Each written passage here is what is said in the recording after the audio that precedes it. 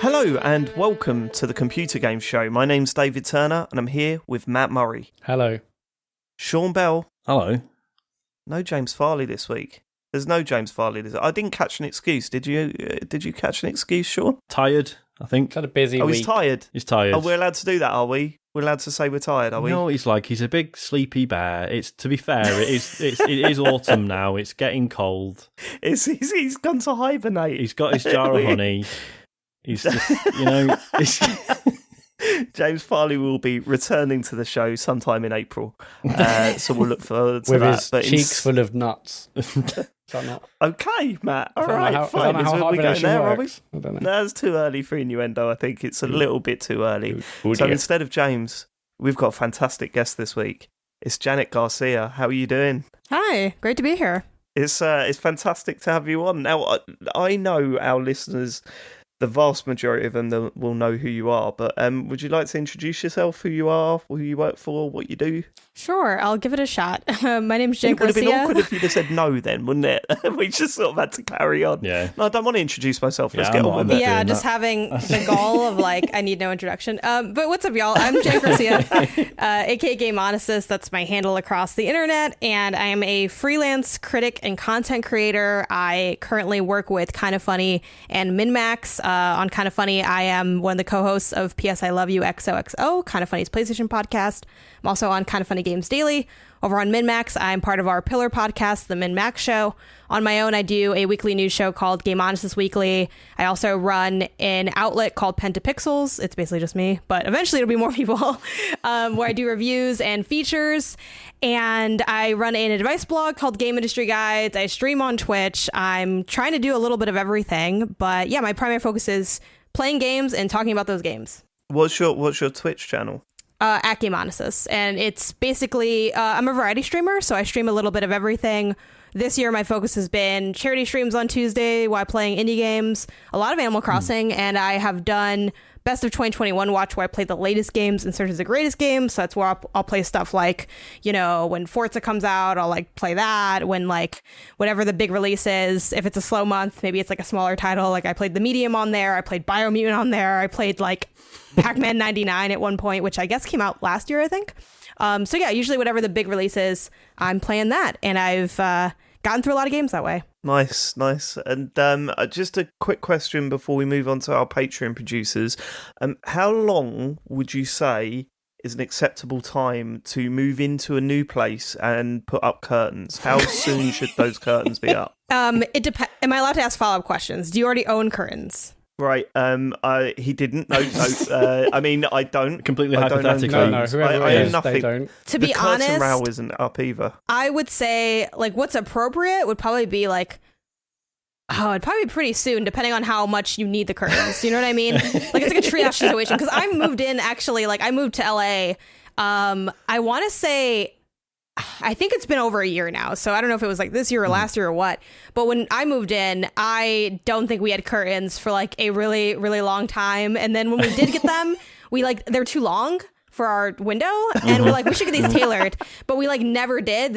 And still in my living room, they're just dragged on the floor. And in my bedroom, I lost my mind with these curtains, and I was okay, honestly, I don't feel like paying to get them tailored because I'm dropping $40 on these $10 IKEA curtains. No one sees the bottom of these curtains. I just took a scissor and I just hacked off the bottom of these curtains, I'll be honest. Yeah, so I'm not exactly a curtain connoisseur by any means. It's just the fault of the sun coming up and the whole place being illuminated. It scares me. I don't. It's nature. It's natural. This is the way that we were meant to be. That's how we're supposed to wake up, to be fair. Yeah. It's such a shame James isn't on because he'd be punching the air at the moment. So, see. I've always thought that about blinds, though.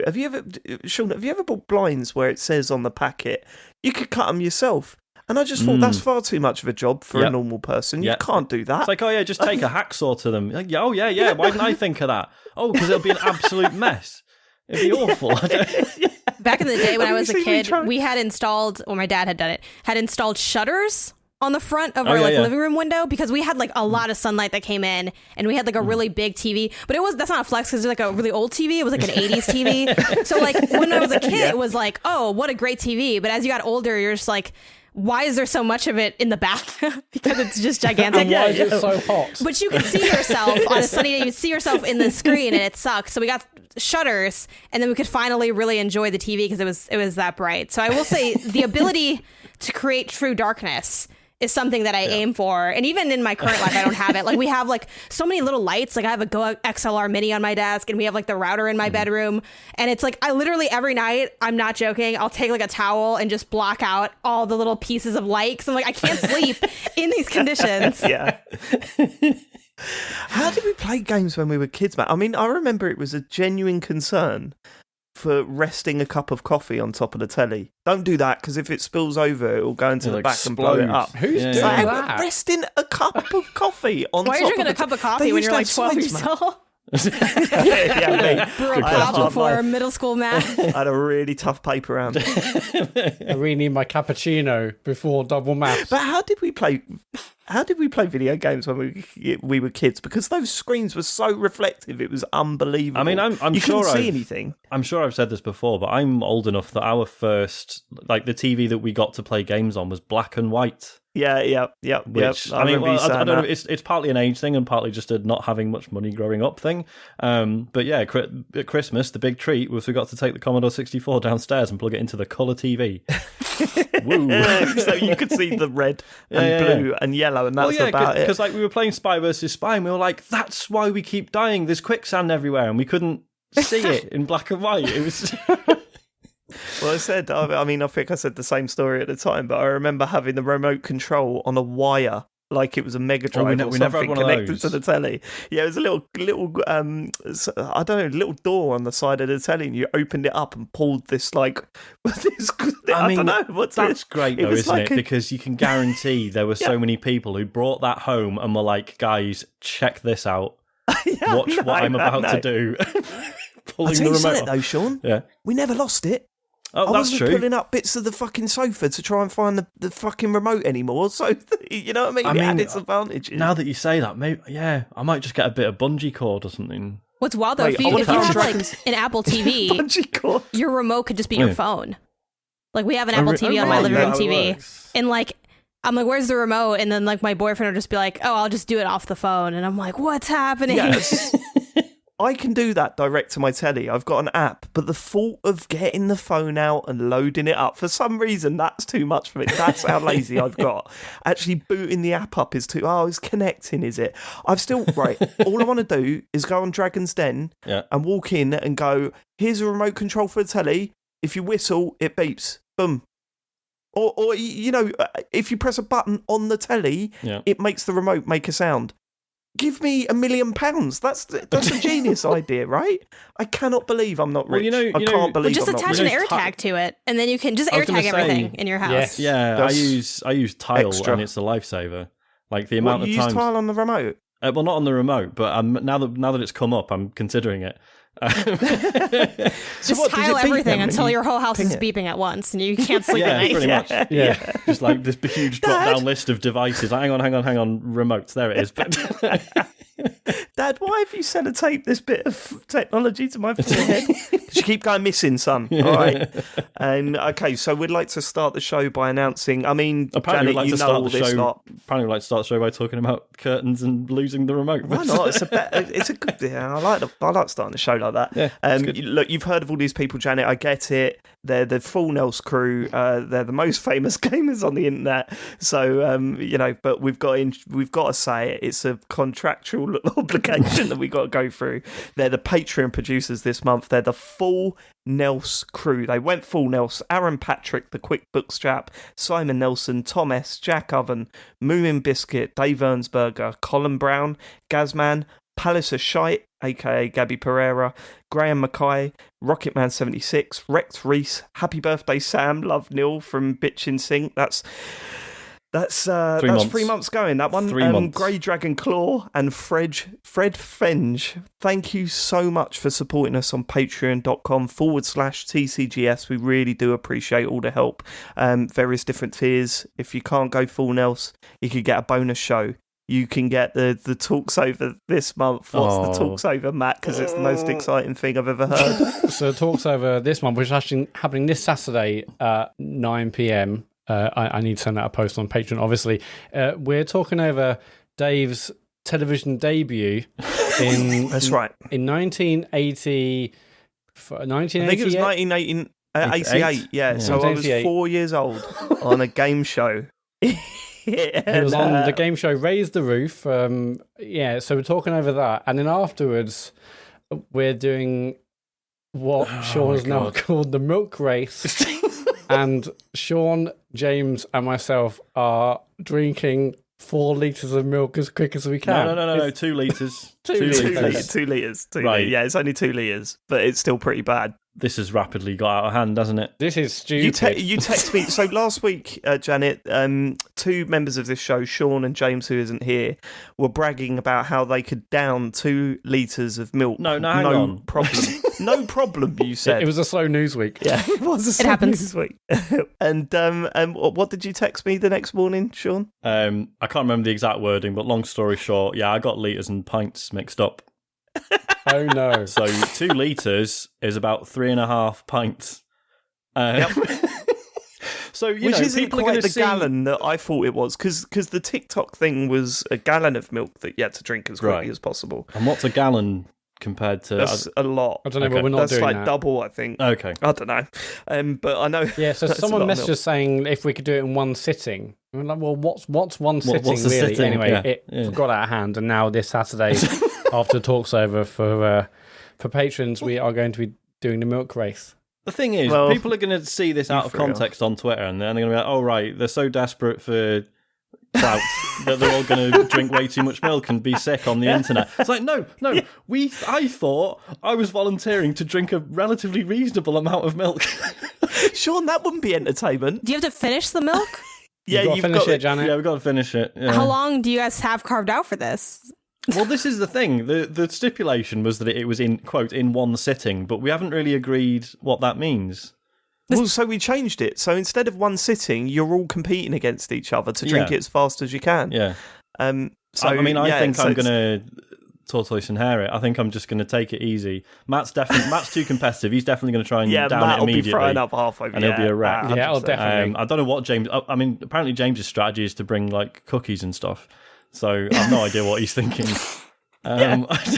He's the most confident out of the 3 of you, I must admit. He's been going, But like when I said in the group about getting mixed up, James is just like, yeah, so what? He knew he didn't get this wrong. That's how confident he is. No, he knows. So I wonder if he's competed in the past. I think this is, as he played us. Another one of his secret lives. Yeah. I'm scared to Google James Farley milk drinking championships. In case he comes up 1976 milk drinking championship. James Farley's little face, exactly the same head, child's body. Should we? But speaking of last week's show, should we go through the feedback from last week's show, Matt? They all loved it. I assume they all loved it. Most loved it. We do have some critical feedback. Adam, Matt mentioned that the Switch Lite was only £20 cheaper than the main model when it was released, but it was actually £80 cheaper at $199 versus $280. Great show as always. You don't mean that, Adam. You don't mean that last little bit. Oh, you got that wrong. Great show. Was that sarcasm? That last wrote it out, and he's like, it's an exclamation mark at the end. Definitely sarcasm. Yeah, so I thought it was actually much closer because the kind of mini controversy was when they announced it and announced the price. Everyone's like, well, that's not that cheap. That's not that much cheaper, is it? I thought it could be way less. I thought. Are you not thinking when they announced it, of the OLED Switch? And I think you're thinking of the OLED Switch, and the regular Switch being 20 quid cheaper than that. We thought, Switch Lite cheaper. I think we thought it'd be way cheaper than that, but maybe I'm misremembering. And didn't it end up? Okay. It ended up being about 150 quid in a lot of places, didn't it? Yeah, that's right. That's right. That's why James ended up buying 6 of them. Right. Okay. Yeah. Thanks for pointing that out, Adam. Yeah. Well done, Adam. I hope you're proud of yourself. Mario Balotelli, definitely the Mario Balotelli is message saying. Well, it's a series of words. Yeah, how are you gonna read this one, Matt? Just go with your gut, Matt. Just read it out. Yeah. Okay. Forza pizza, pizza, Forza pizza, Forza, pizza, Forza. And then they end with, please pronounce Forza correctly. You're driving me nuts, from Mario. I mean, Matt, did you do that on purpose then? No, that's how I would pronounce Forza. So, I know people say like Forza. Yeah. Because that's correct. I would always go Forza because I'm a basic Janet, what's twat. the correct way of saying Forza? It's Forza, like fort. Thank you. All right. I'm not having that.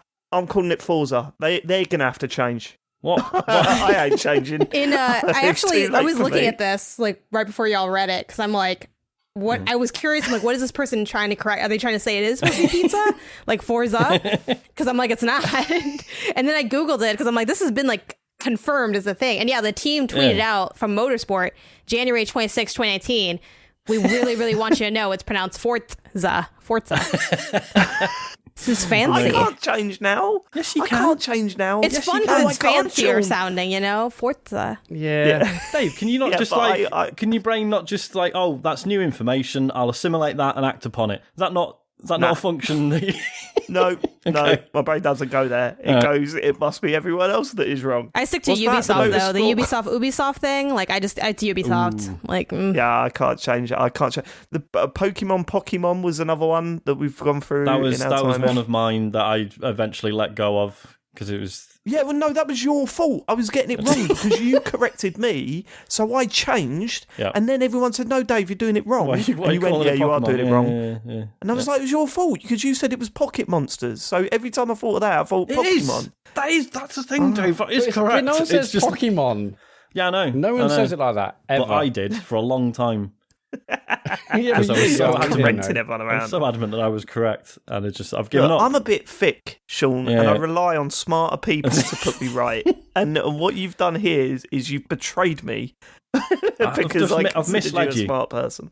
I misled you. Misled me. Nice one. Cheers, But mate. if I would say Forza just feels like I'm a pretentious twat. Like, oh, No, it's just Forza pronouncing things Motorsport- correctly. It just feels...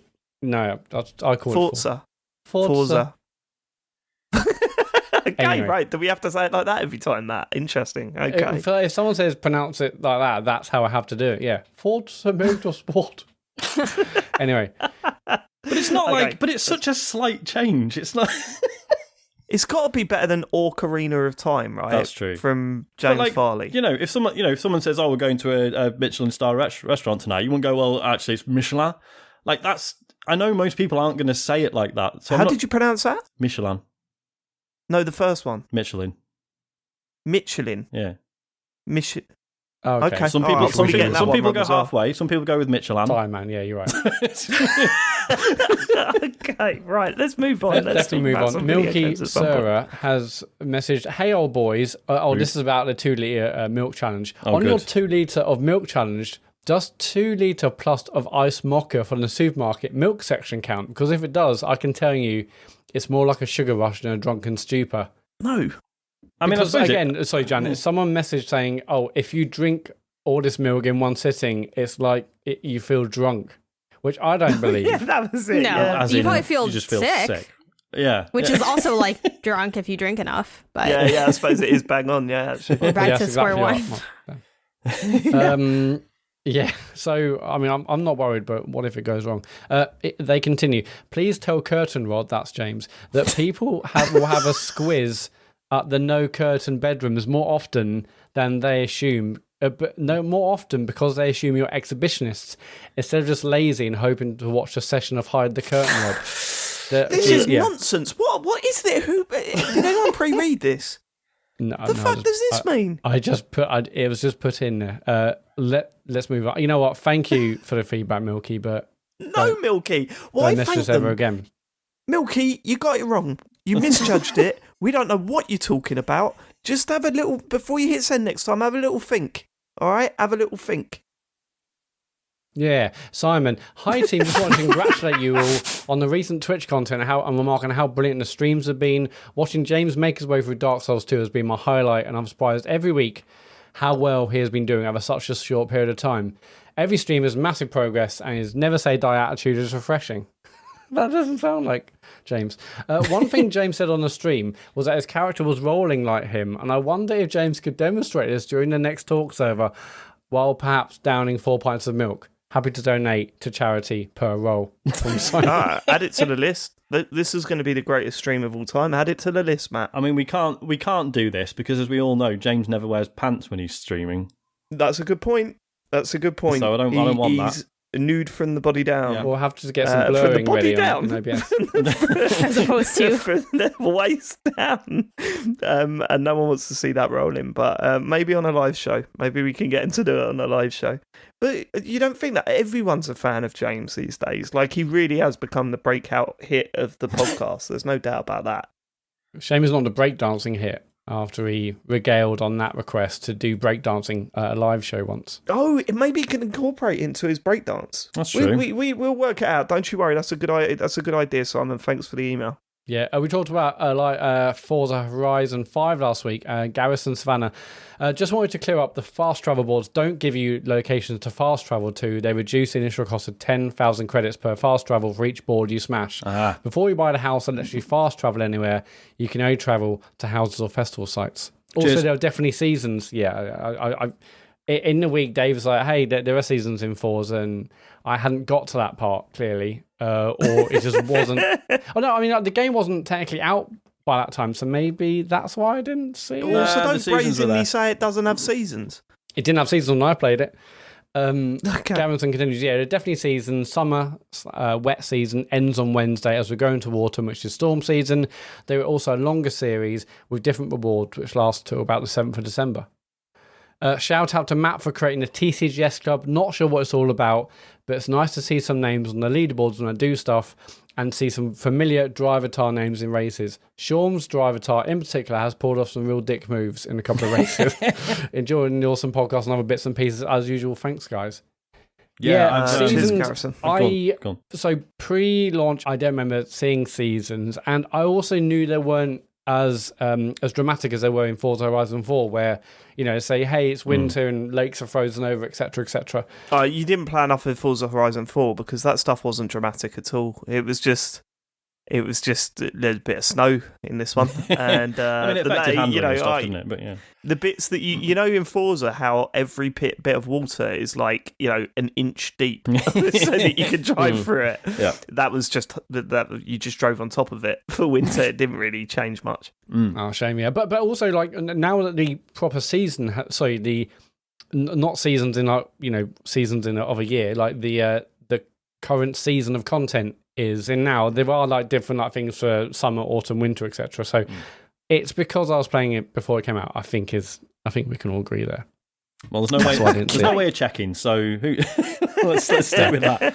Okay. We put out our Life is Strange True Colours spoiler cast in the week as well, and we got some feedback on that. The Minesweeper says, I feel like Sean hit peak Northern on the Life is Strange True Colours spoiler cast.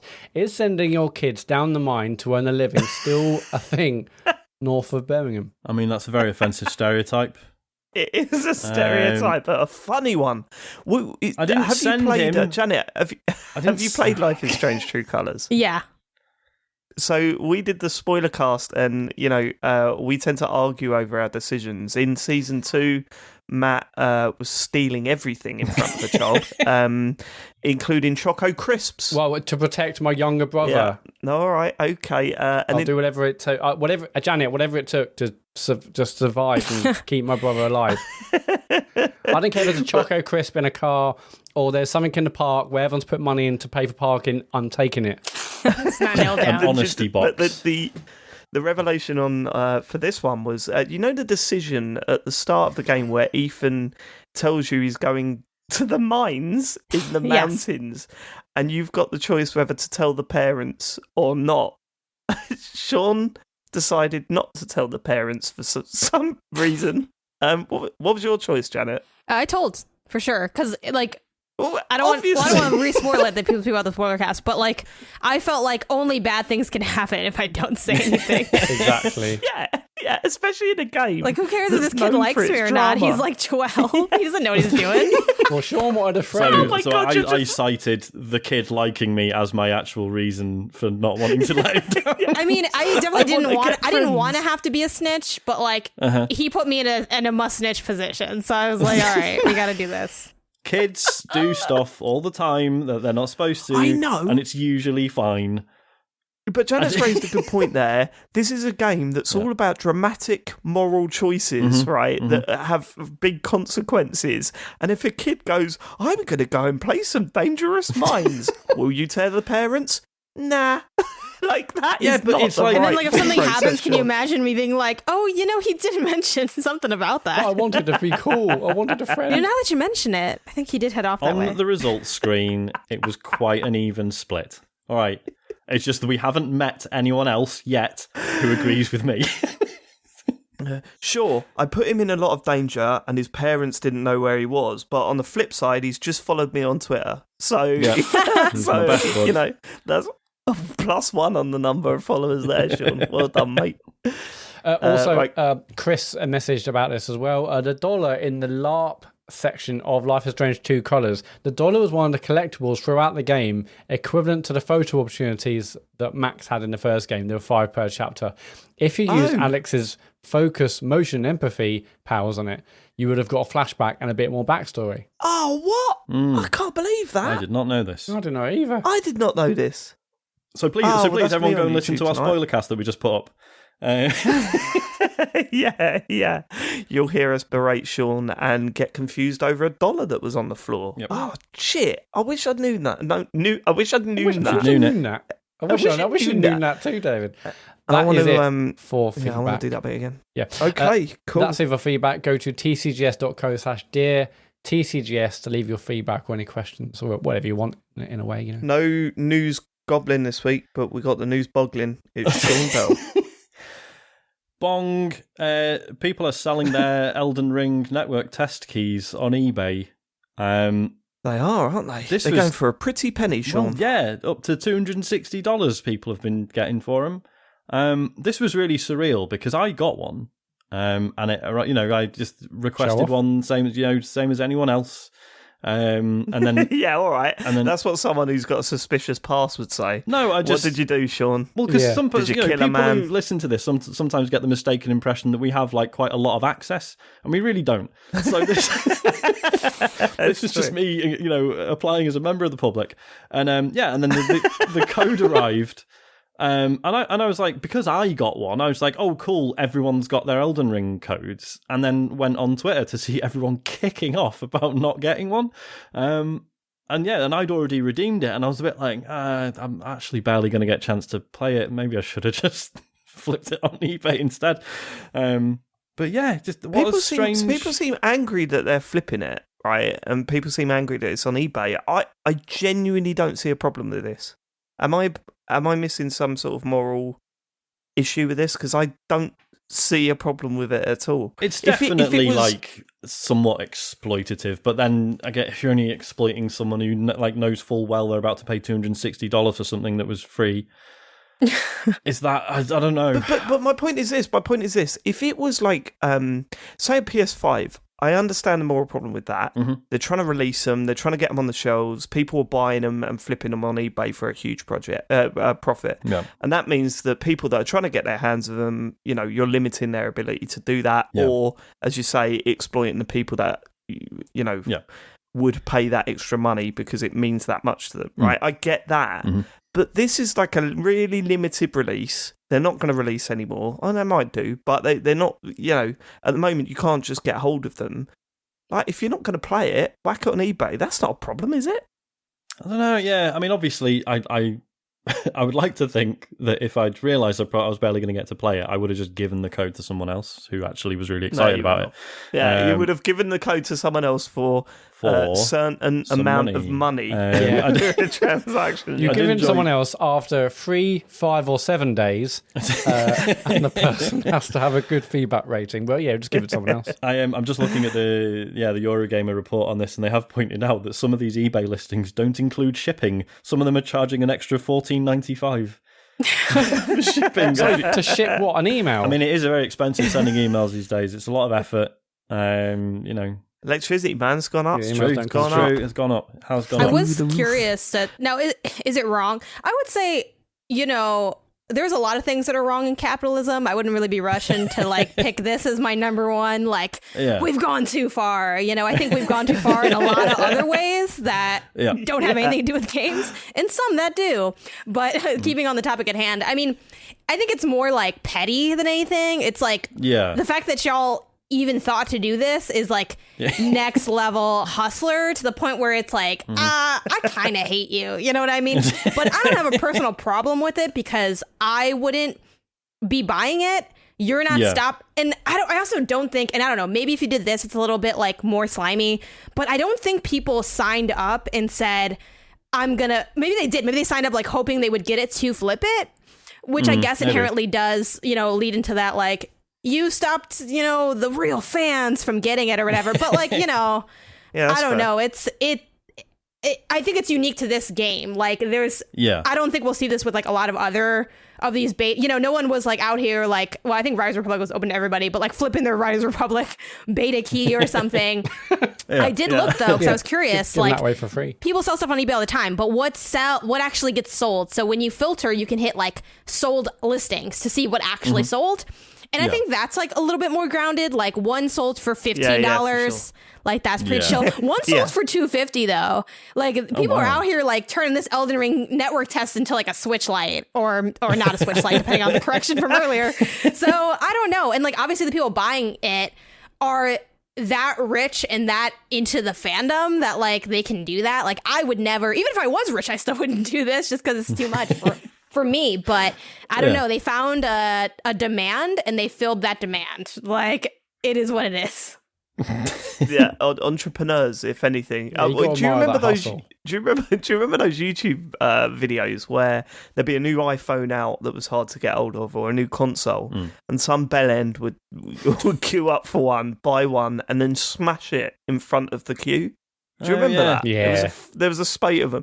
Is this the future? Are we going to see printed out codes on a YouTube channel and they're tearing it up in front of the camera, like laughing, thinking they're brilliant? Is that what I should have done? Is that what you're saying?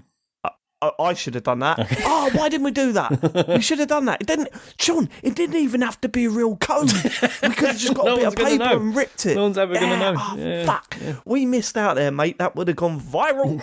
I'm telling you, it would have gone viral. In terms of this, has any of us played it? No. I have a bit. Not really enough to... Like, I've not put it in what you've been playing. I mean, I can talk about it. Is it hard, Sean? It certainly is. Yeah. There's some big old bosses in it. Is there names of people that you really struggle to wrap your head around? Is that the deal? Is there a dragon in it? Go on. I haven't seen a dragon. Just a big guy on a horse, and then a big guy not on a horse, but he's got like he's like a ram. It's like a cross between a man and a ram. Okay. Okay. I'm being facetious on purpose. No, it's really good. But it sort of, for me, it sort of dipped in and out of like, oh my god, this is actually really new and interesting, and oh my god, it's literally Dark Souls. It was really strange, but I like I said, I didn't play enough to really. I feel like anything I say, I'm going to get attacked, so I'm just gonna leave it there. Well, it does feel like there's a lot of hype around this game. I mean, Bloodborne was amazing. My favourites were Dark Souls 1, Bloodborne, Dark Souls 3 to some extent, and I didn't play much of Sekiro, but the hype and buzz over this one seems to be higher. It seems to be up there with when the original Dark Souls first come out. Yeah. Because there was like this sort of stream of people saying, no, Demon Souls was great and this looks even better. And since then, I mean, there was hype over Bloodborne for sure, but there just seems to be a buzz over this one. So I'm interested to see how it turns out. Yeah, what's going to be out? It's out in January, isn't it? It's like February, right? Yeah. February. February. I think what's going to be intriguing is how well, like, the open world stuff is really cool. And I know, like, technically Dark Souls and Bloodborne have always been open worlds, but this is more so. And it's just going to be interesting to see, like, if you are struggling with a boss, like, how free are you to just be like, well, I'm just going to go away then and do something else and then come back stronger. Like, it feels like there's more scope for that, but I'm not sure how it will pan out. Because, like, with Dark Souls and Bloodborne, it's very much like, once you've reached a boss, like, yeah, you could sort of double back on yourself and, like, grind for souls and stuff. Yeah, but you were still in that area, exactly, yeah. There wasn't really much point in, like, properly going somewhere else, whereas this feels open enough that it's like, well, actually, I'm just going to leave then, and I'll come back in 3 hours and maybe have a better shot. I've not got the brain capacity for that. There's definitely, there's real potential there. But it's little things, like, so much of it does feel really familiar. But hey ho. Yeah, I'm really excited, but I don't need to play the beta to know that it's going to be I'm going to be there regardless. Yeah. But I'm interested. Who's going to try and stream it first, you or James? That's the question. You're going to be fighting over it. What if I Our want two to? soul streamers. Well, maybe I want to, Dave. Yeah. Sean, come on, you don't want to do that, do you? Nah. There we go then. That's how I do them.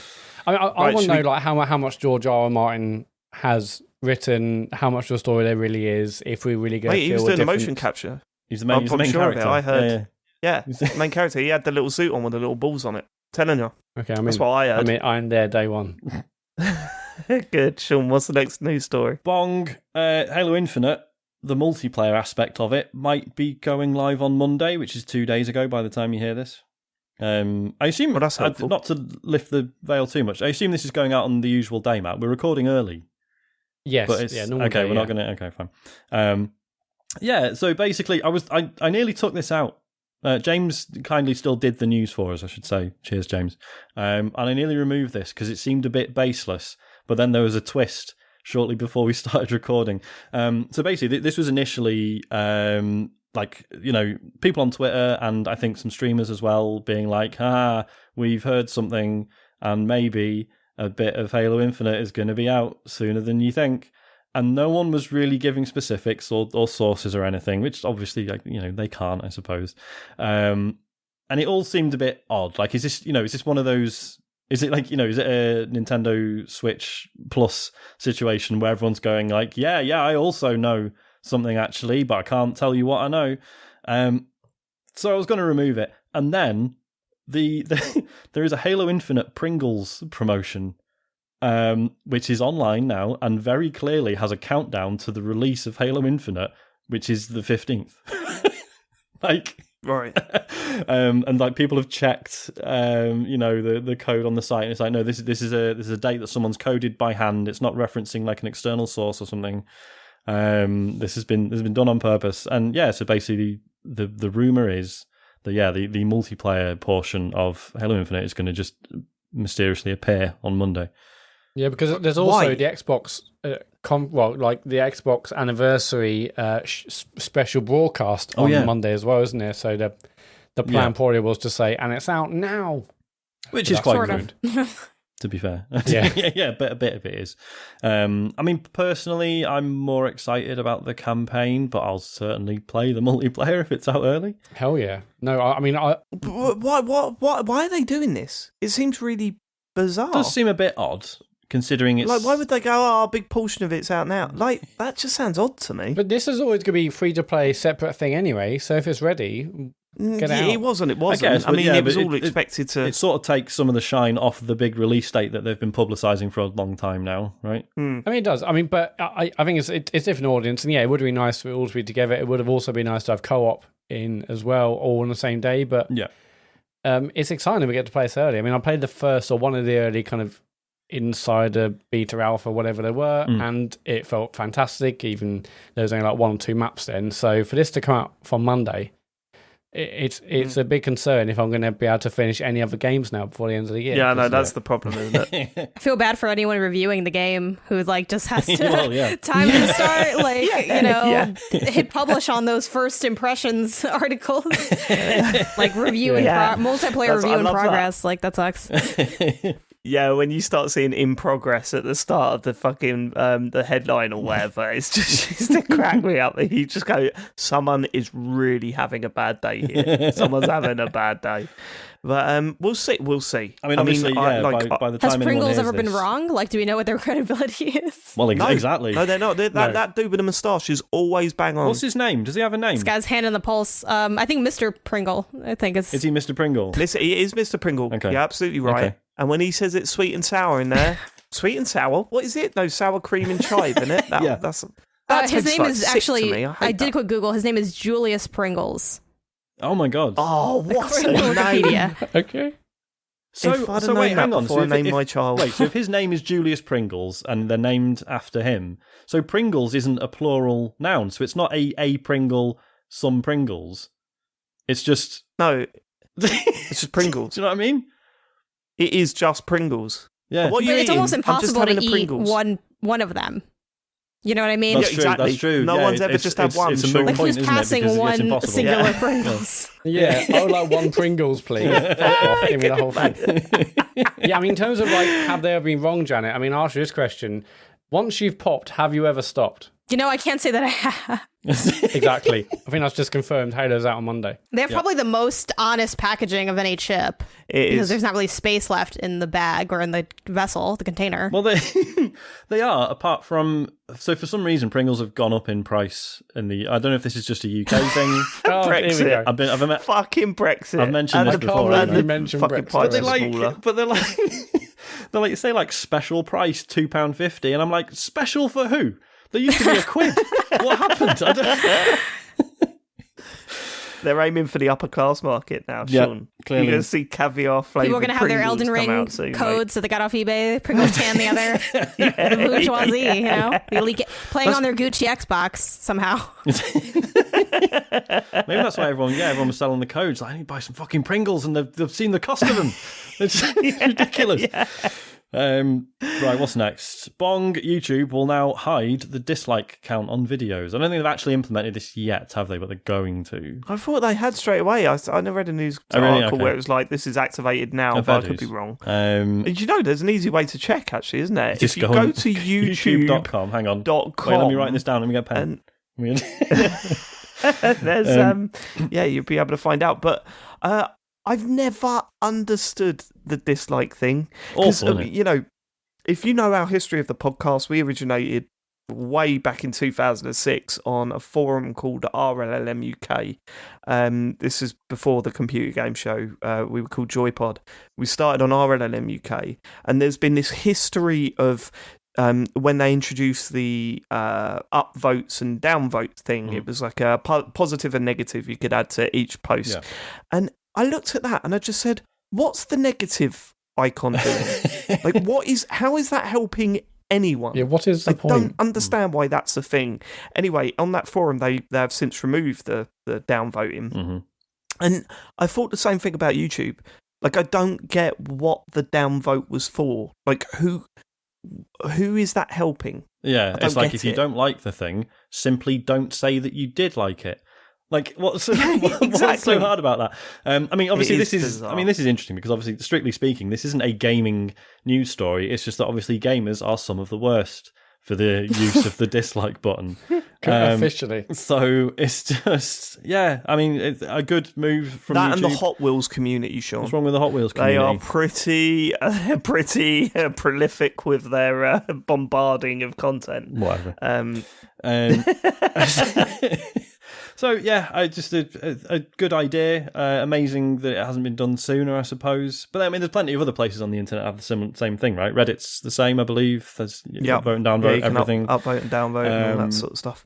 Yeah, it'd be interesting to see if more places adopt this now that YouTube have. But Janet, you've got a lot of content out there. How do you feel about removing the downvotes, the negative votes on videos and stuff? I'm good with it because it's just removing the display of them. Like, you can still dislike videos. So, because people say that, like, the y'all ask, like, why even have them for stuff like, oh, this is literally false information, or like, this is really problematic or something. I think that has its space, as well as, like, obviously if someone's putting up something that's like breaking terms of service, you should probably report those things, even though, like, it's kind of a shot in the dark, but sometimes people respond to those things. But yeah, I'm down for it, especially because one thing I've noticed making content on the internet for the last couple of years is sometimes people use the dislike button kind of incorrectly. Like, if you'll like put a video about like bad news, and they're like, oh, I hate that this is delayed. I'm like, yeah, but you don't hate how I told you, right? Like, that's a different thing. Oh, I see. Please, I also don't like this is delayed, but like, don't downvote the video because then no one sees it. So I think it's fine.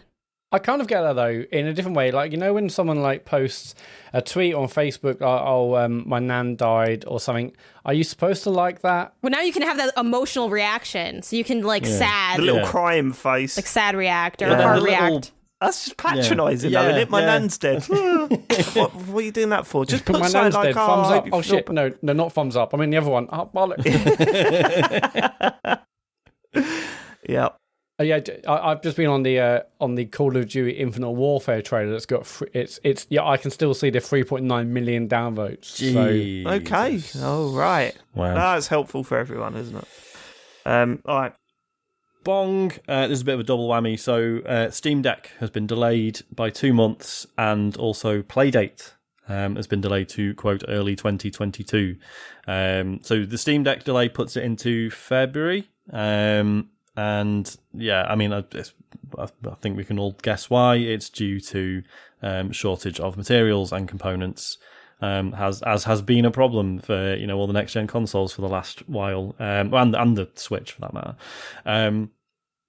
So yeah, I mean, poor old Ian was doing his nut about the Steam Deck one because he was buying one for his kids for Christmas. Oh shit! Of course, and it was like, oh, right, Santa's okay, impacted by the chip shortage. yeah. Look, I could see this coming for Playdate, or not that I could see it coming, but you can, I thought it was understandable and stuff. Mm-hmm. It's a very unique product, and it's got to be hard to push that out at the best of times. But going through chip shortages and still, the ongoing pandemic and everything, you understand it. I genuinely didn't see this coming for the Steam Deck, and I'll tell you why. Because when they announced it, and all the content around it, it seemed so slick. Like, they seemed so prepared for it that I was actually quite surprised that it got delayed till next year. Mm-hmm. But yeah, obviously it just hits everyone again. I forgot that it was going to come out this year. I thought it was already delayed. I mean, y'all could have just not said anything, and we would have been like, wait a minute. And then by the time we noticed, it would have been out. What was that thing? It's like, wait, hold on. I feel like y'all were supposed to take several $100s from my bank account. I think this speaks to how hard it is to put out consoles. I mean, obviously, like, we could hypothesize that maybe no one would have these problems if it was just easier to get resources at this point in time, which might be true, but making these is hard. And I think like it's interesting because these are two very different companies entering the handheld space in very different ways, and they're both struggling. I mean, I would say Playdate's been struggling for a really long time, but it's Playdate feels like a Kickstarter that they didn't make me back, which I appreciate. They're just like, oh, we'll just do it like regularly. Like, don't worry about helping fund it. Just pre-order, and then we'll get to you as soon as we can. And I like that element of it, and I think people are on board. And Steam Deck, I think it's a small enough delay that no one's too bothered. Obviously, the holiday season stuff may put the damper on things, but I'm not sure how many people were banking on that for like as their holiday present to gift. If they were, obviously this is like a big L, but if not, it's not too much of a delay from when it was expected. Yeah. Especially because when pre-orders went live, unless you were there in the first 3 or 4 minutes, you were going to get them in like the first part of 2022 anyway. Yeah. That's right. It was only the first batch that was release. guaranteed this year. Yeah. I mean, I pre-ordered it in like 15 minutes afterwards, and it was already, I think you did pre-order one in the end. February. I don't think we ever talked about this on the show, did we? I wasn't sure What if are you having a laugh? You've got to ask him that. He pre-orders everything, Sean. No, because I did not. Multiple times. I didn't pre-order it right now because I'm not sure. Like the preview coverage has been really positive. I think IGN was the first one to go hands-on with it for IGN first. And they were pretty positive on it. And there's that. I do kind of trust that, but part of me just has like a weird feeling about it. I just think it's such a niche and impressive sounding product. And obviously I've been blown away by handhelds before. I mean, the promise of the Switch, like when I got the Switch and you could dock it and undock it and it was literally instantaneous, like my mind has been blown ever since. So I've seen crazy handheld things happen. So it's not that I don't believe that it'll happen, but at the same time, I'm like, I'm not willing to bet my money on it at this point, especially given that there's so much stuff in my backlog. Like realistically, the Quest is out here collecting dust. The Quest 2 is already out. I still have barely played anything on this. I'm gonna, wait until 1, I know that it's dope, and then 2, I know that I'll have a little bit of time to spend with it. That being said, though, I didn't know this until later, but my boyfriend ended up pre-ordering one like a bit after the fact, so I don't know when his order's set to arrive, but I'm like, cool, free Steam Deck. And he's like, well, it's my Steam Deck. I'm like, it's our Steam Deck, Like, I'm going to use the Steam Deck. We now have a Steam Deck. Like, why should we both take this financial L? Like, I'm just going to... So I will have at least access to one. It's funny because the stuff I want to play, though, I'm a console gamer at heart, so I'm not that interested in playing, like, super souped up games on the Red Dead on the go. Like, I don't want to do that. I want to play Lemon Cake. You know, like a little indie game I found where you run your own bakery. That's what I'm trying to do. I'm trying to drop $500 to play Lemon Cake, and now I don't have to because my boyfriend did that already. I'm gonna be lemon caking it up whenever it arrives. That's the situation I'm in with my son. If I buy anything, he's like, right, that's mine now. No, hold on, mate. You're not playing Forza. You haven't Forza. You haven't bought it. You haven't bought any. Well, I haven't bought it either, really. I've got Game Pass, but he don't know that. Right. But no, I mean, I think I've got a very similar opinion because I haven't pre-ordered it either, even though it really appeals to me. I'm not a PC gamer. I haven't got a PC. It's a good way of playing the sort of indie games that I love that never or take a long time to come over to console games, consoles, whatever. But there's part of me that's thinking, okay, it's a new company, they're entering a new market. I'm gonna wait just to let them get the teething problems out of the way. Because we all know there's going to be teething problems. Obviously, Playdate is a new thing, but the manufacturing is being handled by Teenage Engineering, who do... No, I'm not talking about Playdate. I'm talking about SteamDeck. Sorry. Okay, you can't play PC games on the... No, you're right. That's Playdate. That'd be weird. Yep. Cranking up on Disco Elysium like that stuff. That sounds awesome. What I was going for. It does, actually. But no, so I'm just kind of thinking, let's see... Let them sort of work out a few kinks first, and they'll have like a version, not like a more powerful one, but they'll smarten out some of the problems. Yeah. I reckon. I could be wrong; it could come out and it's perfect, but I doubt it. So, I mean, Valve has definitely done hardware, so they have like a hardware history. They have, yeah, like they have. So, but I don't know what that's going to mean for this though. Like, this is just such a like, it's kind of, it was funny because this got announced like right when we learned that like Switch Pro was a lie that we all believed for some reason. And you know, there was that. So it's like, it's kind of funny because they mentioned this around that era, and it's like, oh, they're doing what Nintendo won't give us, but like, will they actually pull it off? And then if so, will Nintendo steal? Like, I just want Nintendo to steal this and then just make a souped up, make a Ultimate Machine where I can play Mario and GTA at the same time, and they both look good. That would win everything. Yeah, and it'll be interesting to see if, like, in a year's time, are we going to look back and be like, oh, well, Nintendo were right not to launch something majorly new because look at all the problems everyone else has had trying to get new hardware out. Like, it hasn't really panned out. And the thing that's I mean, look, you remember the last time they come up against a handheld console that just looked like it could do everything that theirs couldn't. That's true. The PSP. Yeah. I think they did all right at it, actually. I mean, and also, look, everyone that's held it has said it's not a problem, but those buttons look way too close to the edge for me. Like, they do look weird. Scary. Yeah. It looks like those YouTube videos where they climb towers and that. Like, at a glance, because I think it probably is actually good hardware, but at a glance, it looks like an off-brand Wii U gamepad. Like, it just looks really big. But the gamepad, but what's weird though is the gamepad is actually super comfortable. So I'm like cautiously optimistic. I think the thing that weirds me out about the design of the Steam Deck is it kind of looks like a Neo Geo Pocket a little bit. Yeah. And I don't know how I feel about that. Are we going to play those games that we've emulated a million times? It's got like a big waffly design to it, but I don't know. It could be comfortable. People were saying it's comfortable, so we'll see. I think that's the most important thing. I don't care how it looks, as long as it feels good. You just say that gamepad was genuinely nice to hold and use. But I just can't imagine putting my thumb where they want me to put that, where they put that B button. I'm like, hold on, that's not right. That is not right. I mean, the other sad thing about obviously Playdate being delayed, I mean, and this isn't really a new problem. It was a problem ever since they sold out of the day one allocation in 3 minutes. But, because it's so based around that delivery, mechanism of like, oh, on like these certain days, everyone gets a new game. Yeah. And that would be really nice to be part of that. Like, even it's completely arbitrary. All the games will be ready from day one, but there's this sort of staggered release, and it'll just be would be really nice to be like on the day that the new game comes out, like talking to other people who've also got their Playdate and be like, oh my god, it's not how we've been conditioned, Sean. No, it's not. Our brain has been conditioned. If you're not there day one, then you're not Forget there. it. You're never gonna be there. It just I don't know. It just seemed like quite a fun, like, shared experience, But that's already out the window and has been. As I say, 3 minutes after they went live with pre-orders. I'm definitely with you there. Like, as soon as I saw that I wasn't going to get in the first batch, I'm like, well, that's half the fun even gone the for point. me. Yeah. And I didn't what bother, really, and now look at me. and also what really stings is, so as on top of the scarcity issues, apparently it's the first batch of playdates came in and the batteries were all knackered, so they've all had to be sent back, which is so even that first lot has been delayed. Last one, Bong. Rockstar has pulled Grand Theft Auto the Trilogy, the Definitive Edition, from sale on PC. Because they're still selling it on the consoles though, aren't they? Well, yeah, but it's just because on the PC everyone's digging through it and they're finding a ton of stuff they weren't supposed to. I know. Yeah. So this is a mod that they had taken down for legal reasons. You see, no one they seems included to be. in the game. Is that right? I haven't seen anyone officially reporting on that. Yeah, all the official reporting I've seen is focusing on the fact that the full soundtrack was in there.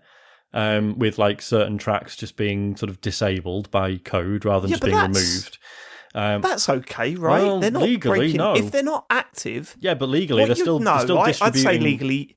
They're still. Are you sure legally? No. Yeah, because they're still distributing the asset, aren't they? The content, whatever.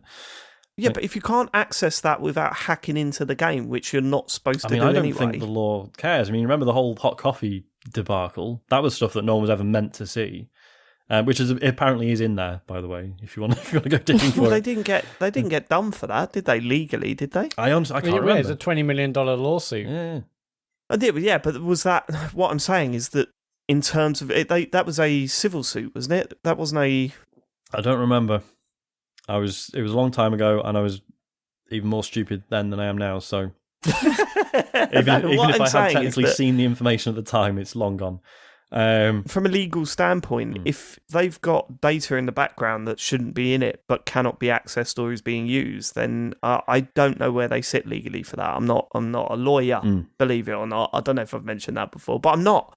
But yeah, no, I think that's a little bit more complicated than what is being made out. But anyway, they've pulled it. They've pulled it. So yeah, there's the soundtrack stuff, and then there's also people have said there are uncompiled bits of code in there and scripts and stuff, which include comments from the developers from back when the game was originally made. Which, I mean, on the one hand, it's fascinating. If there's there'll be archaeologists digging through this stuff as we speak and finding interesting stuff. But also, I'm willing to bet probably some stuff that Rockstar don't want anyone seeing.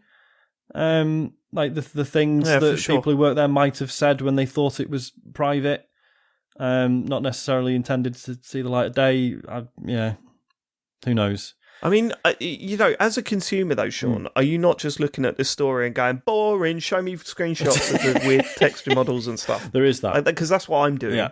That's the funniest stuff. The guy where CJ's got really long fingers when he's holding his hand up and stuff like that, and a dude with no neck. I mean, this is it, isn't it? What I want to see. This is one of many problems that this re-release has faced. I mean, should we seamlessly segue into what we've been playing? Because I know some of us have. Let's segue into what we've been playing. Janet, you've been playing the GTA Remastered Trilogy, right? Yeah. So how are you finding it? I honestly like it. I'm having a good time. I mean, I think it's this weird thing, and I had tweeted this out yesterday, where I think it's totally fair to be look, some of these textures are janky. This feels rushed. It seems kind of sloppily done. There's always typographical errors and the signage, and people's nails look weird. And the other day I was walking down the street, or yesterday I was playing, and there was just a car lodged straight into the pavement. Half of it was just underground, and that's not right. But at the same time, that's what I remember GTA being. Those older games, it was GTA Jank City. It has always been. It's a little sloppy, a little arcadey, even though obviously it was kind of moving away from its arcade roots. But it was not. These were not pristine moments. But it was cool design and cool mission structures and a lot of creative freedom. But with that came the chaos of NPCs being trapped walking in circles. You just that kind of comes with the territory.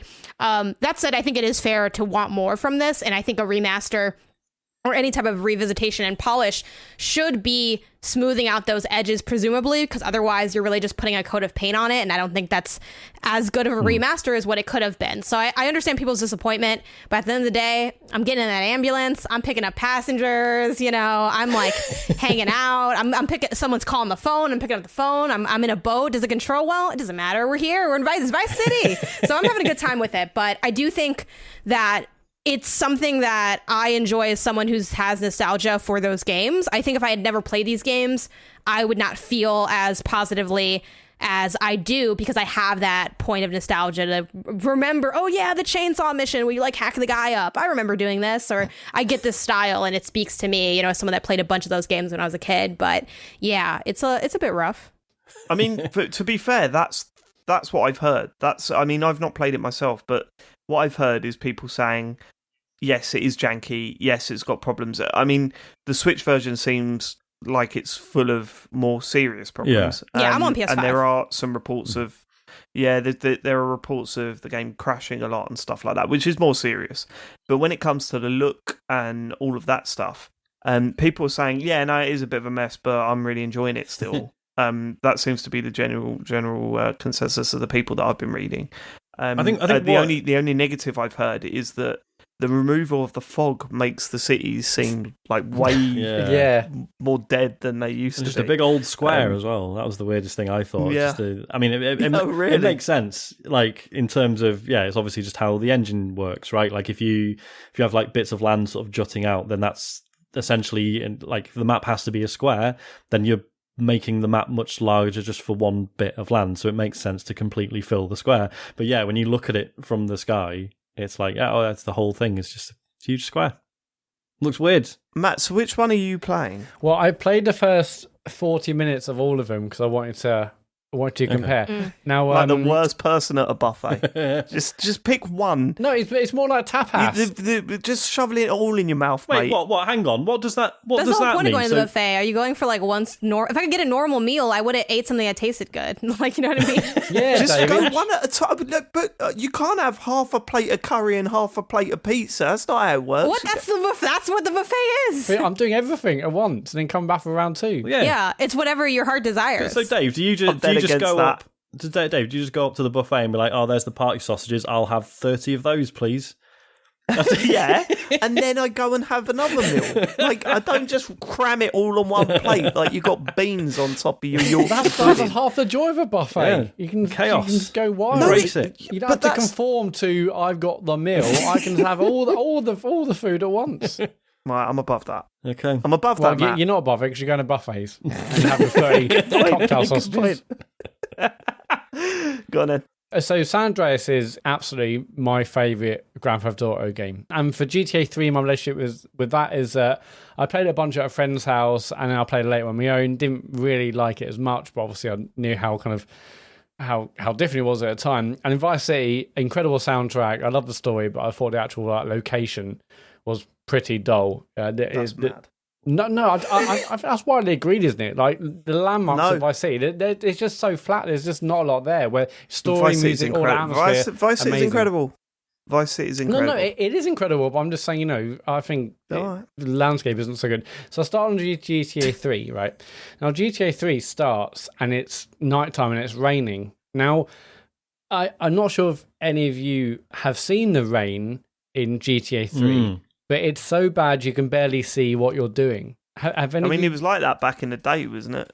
The rain was so intense. Possibly, but it's basically like thousands of white lines, white blocks. Yep. It basically might as well be snowing, basically, and it affects visibility so bad. Yeah, you can barely see what you're doing. Now, the game starts. I'm looking at a clip raining, now. It is pretty rough, but that's. It's like that sometimes. Like, you know what I mean? I don't know. I don't remember it being that bad. It's realistic. Is it like that in Vice City? No, I don't even. I'm trying to think if it's rained. If it has, does it rain in Vice City? I don't remember seeing rain. So if it was extremely mild. And I know, I think it does. My boyfriend had been playing San Andreas, which I'm kind of jealous of his starting point with that. Because glancing over, I'm like, I think you're having more fun than me, and like I can just tab out. But that being said, like the rain in like San Andreas looks also kind of weird because it's just like a lot of dots on the floor. moving kind of quickly. Yeah, no, it's the same as GTA 3. Yeah, but it's just the game starts with that. So I don't know what's happened between them kind of releasing it and people playing it, because surely any playtester would have turned on and said, I can't see what I'm doing. So I don't know what happened there. I mean, have you got curtains? Because that might be the issue. Oh, actually, no. The sun beaming off it's the reflection of the rain from outside. That's what's got me. Yeah. No. So obviously, GTA 3 is an old game. But actually, I think it looks like really nice and sharp at points. It just looks a bit weird, and like clearly there's some graphical updates they made which just don't look right and need fixing. But I had 45 minutes on that, and it was fun enough. Vice City, I think Vice City probably looks the best of the three. Really? It feels like there's less graphical issues with that, and it was fine. I mean, the trouble is I've just come off playing like many hours of Forza Horizon 5, and so GTA games have never felt good to control anyway, and then you come off playing Forza Horizon 5, which feels amazing, and it just feels even worse. They really do feel like really, really old games. And in San Andreas, it's the one I'm enjoying the most, and the one I'm much more likely to stick with, I think, because I love the game originally. I love the story. It's awesome kind of seeing CJ again, but I feel like that's the one that has the most obnoxious graphical changes and bugs and weird stuff. I mean, nothing in that game looks right. Like, the characters look weird, the nails, their positions of their arms, everything just looks wrong and weird.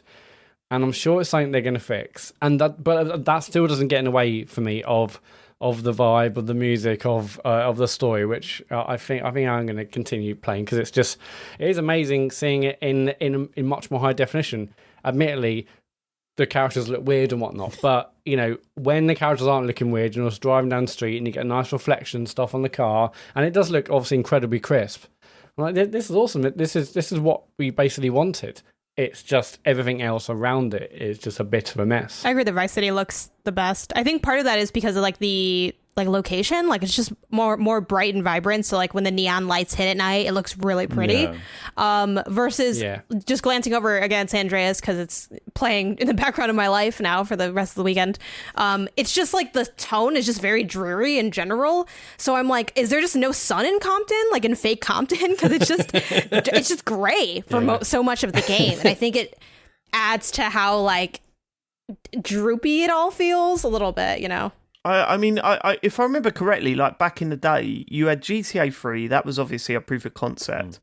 You had Vice City, which sort of really smashed it, especially they that felt like that they were firing on all cylinders. And San Andreas was amazing as well, but it felt like San Andreas that was developed for a console that couldn't quite handle their vision. So that's what I always found with San Andreas, that it looked slightly worse because they were pushing those systems as far as they could possibly go. Yeah, and the environment was so massive. I mean, I someone loved GTA from day one. I love that. I love the fact there's a massive kind of forest area, and it just, the whole game just felt absolutely massive, way bigger than other GTA games.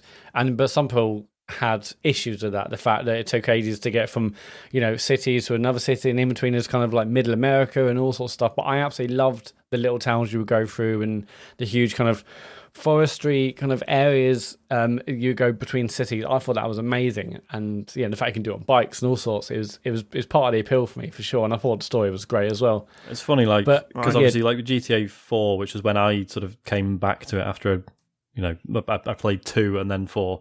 So I skipped all of these, but you never played 1. I played 1 and 2 and London. What about London? And London. But and it's interesting, because obviously I came to 4 just being like, oh my god, this is incredible.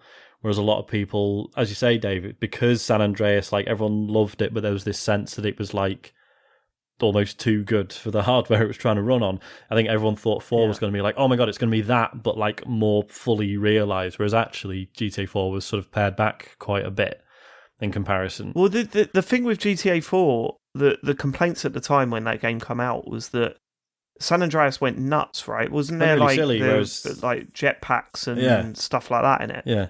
Whereas like GTA 4, you were ringing up your cousin and asking if he wants to go bowling. And well, it was I think everyone felt GTA 4 was like, okay, the houses have watched The Wire, and now that's what GTA is now. Yeah, it's much more grounded. Yeah, I mean, I still think there was a lot of funny stuff in GTA 4, but I'd never really played like San Andreas, so as you say, like I wasn't like, oh, where are the jetpacks? You know, like it wasn't it wasn't a thing for me. That's why Ballad of Gay Tony and yes. Lost and Damned didn't really go too nutty, but Ballad of Gay Tony went off the charts towards the end of that campaign. That's kind of like everyone was going, oh, GTA's back. Mm-hmm. And I was sitting there going, it never went away. But yeah, so what's it like just revisiting those towns? Are you noticing, have you done that thing where you've gone back and seen original footage and gone, oh no, actually I am reacting to this badly, or oh no, it was actually pretty bad back then as well? Like what have you gone back and had a look at old footage, Matt? No, I haven't got back. But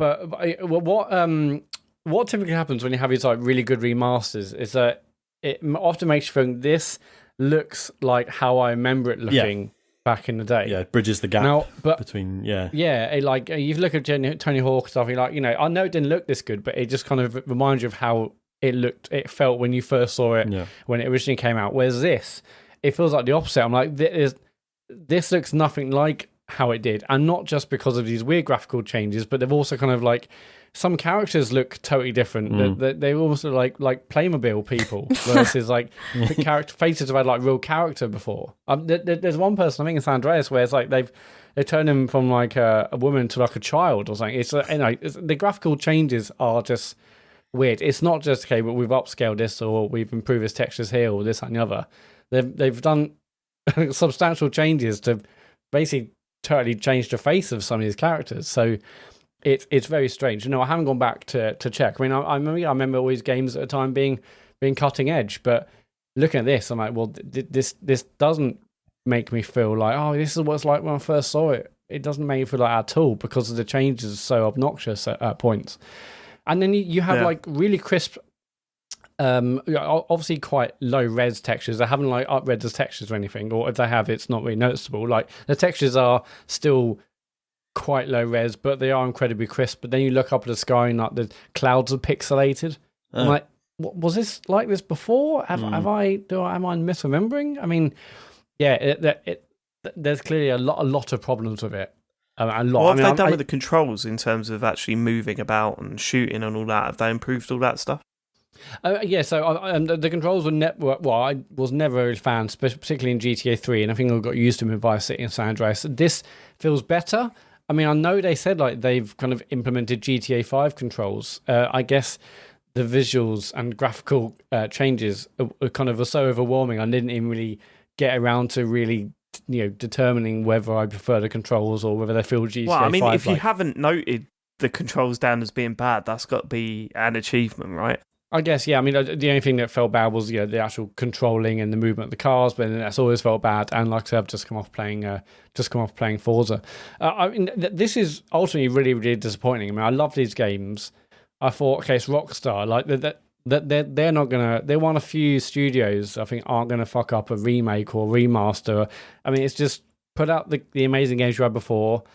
Maybe update the controls. But it's a different studio. studio. It's not Rockstar, is it? Yeah, it's Grove Street Games, isn't it? But I mean, obviously, it's fair to assume that Rockstar had final sign-off on it. They must have seen it. You would have thought so, yeah. Yeah. I mean, I haven't gotten around to it. There's a lot of good games out there. Yeah, boy, that's out tomorrow. Sam Houser said, and I quote, "I'm sure it's fine." I'm playing Forza. I'm playing Forza. Just it's fine. Can you imagine if it had the driving of Forza? Like that'd be insane. Like it's just hyper precise. Everyone's following the rules of the road. There's no more cars inside the concrete. Like it'd be crazy. I think the biggest problem with this release, right, is that Rockstar are going to look at this and say, I know it's only a title, but we've called it the Definitive Edition. This is the big work that we've done on these sort of legendary games. They can't release another one of these next year. Like this is it. Yeah. The Definitive Game of the Year edition. So what are we what are we saying? This is as far as they go. Are they never going to do this again? This is what we've got. Well, they'll just patch it, surely. Because they've done it previously, right? They've smartened up Bully.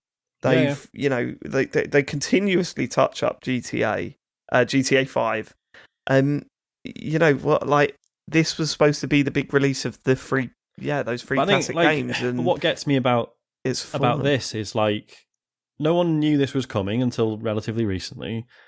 So who forced them to get it out in this state now?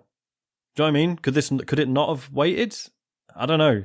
It just seems... I mean, it's that, Sean. Also the fact they took off all the previous versions off Steam. Did they? So now this is the only way to play that's the only games. version you can buy, yeah. Ooh, yeah. That is... I mean, I'm sure they'll fix it. I mean, it's been... it's seen some of the people come out saying, it's quite... I can't remember the actual... What was that tweet I shared earlier about... some of Rockstar saying, it's quite exciting actually. Us having to deal with this stuff. They weren't from Rockstar, were they? They were from the team that handled the port, right? I think. Yeah. Oh yeah, so yeah, it's. But yeah, they were just like, this is amazing having this much scrutiny. Yeah, they're from Grove Street Games, and a tweet from someone called Thomas William, who's says final boss. That could be the head of, who knows. He says, it's so fun to see players out there really enjoying what we put together. I'm honestly enjoying this unparalleled level of scrutiny on our studio. Today we are celebrating our monumental project launch while we work on updates. I mean, that's a spin, isn't it? I can't wait to get involved to fix this. Well, no, that's not how it works. People pay for it. I don't know. It's rough, but it's incredibly rough. As I said, there's a lot of people that have said, despite all the flaws, I'm still enjoying it. And that's not an excuse. That's not to write off the complaints, but it shows you that there's still something there with those games. So hopefully it gets tidied up as quick as possible and, quicker than Cyberpunk. and we actually get a game that game out the end of it. It's going to be very embarrassing for Rockstar because, obviously it's not them developing it. Rockstar known for incredibly polished titles, and then I don't know. Big kind of re-release of their... Remember Red Dead 2 when that first came out? Horses just setting on fire and stuff. No, that was Red Dead 1 was a bit of a mess. That was the one with the horse-faced man that just flew up into the air. There was definitely stuff with Red Dead 2 with the horses would start floating and then setting on fire and stuff. Really? Yeah. I don't remember that. I'll have to look at that. That must look crazy as well, because that game looks so exactly. good. And it's easy to mention this stuff and make fun, but to be fair, I spent a lot of time in that game and I didn't have any issues. So same here. I think that stuff is sort of few and far between. It's so easy to share now, isn't it, when it does happen? So it really is. Yeah.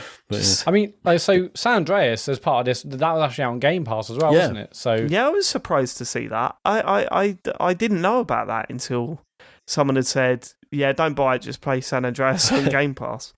So I've got to give it a go at some point. But shame. And I believe 3, is it 3 coming to PS now? Oh, is it? Oh, that's right. Yeah, James mentioned that. But unfortunately, no one subscribes to that. So if Nintendo Online gets that third one, you can kind of play them all for free if you already have signed up with 8 services. I just imagine Nintendo Online just haven't read the email from Rockstar. Yeah. We want to give you GTA Vice City for the Switch on Nintendo, and they just haven't got round to reading it. That's how they work over there, isn't it? I think so, yeah. What a weird service that is. Do you want to play online? We'll pay for it. Okay, but we don't really play it online. Well, here's some DLC. Okay, fine, okay. But that's all you get. Okay, can we have proper voice chat? No. Here's an app. You going to update it? No. Nah. Okay, Nintendo. Just whatever you put out, I'll buy anyway. I don't care. Okay, so that's GTA Trilogy. We've all been playing Forza Horizon 5. Yeah. And you spoke about it for a long time last week. We did. I haven't got much more to add other than it's so funny. This series for me feels different. I think you get to a certain point with a game series, like I have with Forza. So Forza. So stop saying it like it's a massive effort. Like it's. But it is though, Sean. That's the problem. Oh my god. So I played Horizon That's how I do it. I'll call it Horizon. Yeah.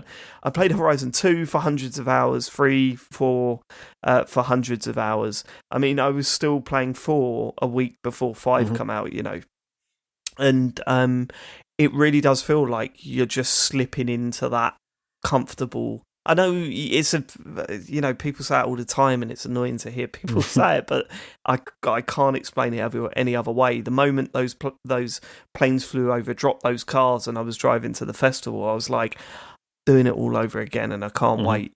Yeah. And it has not let me down at all. Every race I've been in, the only difference I've done with this one is I've knocked the difficulty way up because. Oh, really?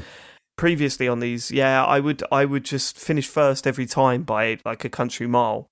Whereas in this one, I was like, do you know what? I'm going to challenge myself. And I know the first time, I haven't done it yet, but the first time I finish second, I'll be like, nah, actually, I'm going to knock it back again. Because, that's how I play Forza. I'm letting the computer control that. So if you start winning a bunch, it'll say, hey, you should knock it off and you'll get 20% extra credits or 25% extra credits. And See, it does that to me. Do you know what I say? No thanks.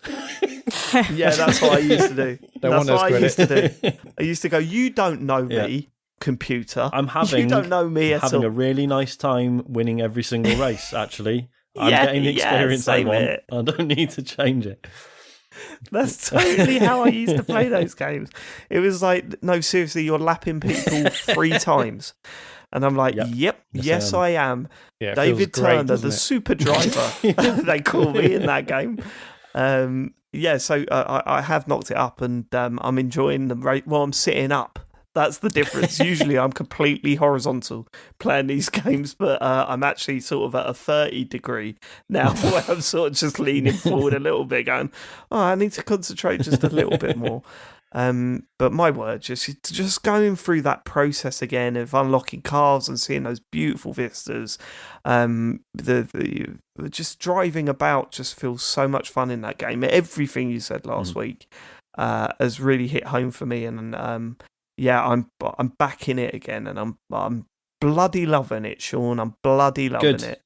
Janet, you've been playing this, right? Yeah, I dug into it for a little bit when I did like 1 or 2 play sessions of it so far. It's a good time. I like Forza. Was it 4? Was the one before this? We're on 5 now, right? Yep.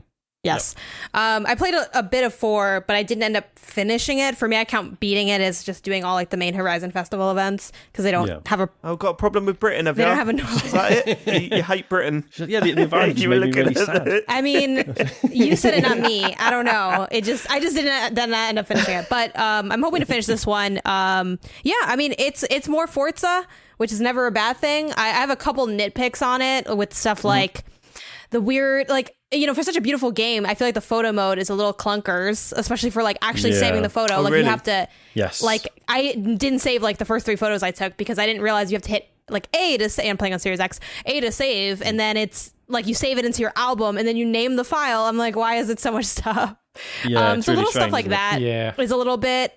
Can't you just do the share button, tap the share button thing? You can, but it's not. It doesn't say reason to keep. It's just weird that you have to like manually save it at all if you go through like the in-game photo mode process. Because usually when you take a picture in a photo mode in a game, it automatically saves it to your console or wherever. So I find that kind of odd.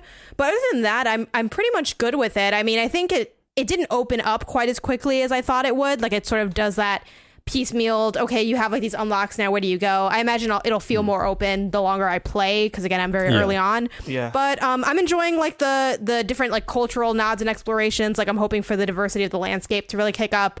I am Mexican, so it's really cool to see it in Mexico. I'm not from Mexico, I'm from the US, but my dad's from Mexico and I visited when I was a kid, so like things like going to like the Tenochtitlan and going to the pyramids and stuff, I thought was so cool. And like there are times where, it gets a little bit like maybe too cheeky with certain things. I don't know how I'll feel about like breaking these piñatas and shit, but for the like pyramid stuff, I thought it was super cool because that was like a they could have so easily messed that up by being like, then you drive through the pyramids and break them all. But they like had it in a really like tasteful, cool way where you're like checking it out. And well, there are bits where you drive around the ruins, right? And you're driving into ruins. You're like driving on top. Like you can't do that, right? Yeah. No, it's got the Tullum ruins in it. And because we went to Mexico on our honeymoon, and we went to the Tullum ruins, and it was, it was incredible, really peaceful, because it's sort of set away. It's not as well, it's still touristy, but it's not as touristy as say the Chichen Itza and stuff. But it felt like really peaceful. And then when you drive through it in a Ferrari F40 or whatever, you're like, is this okay?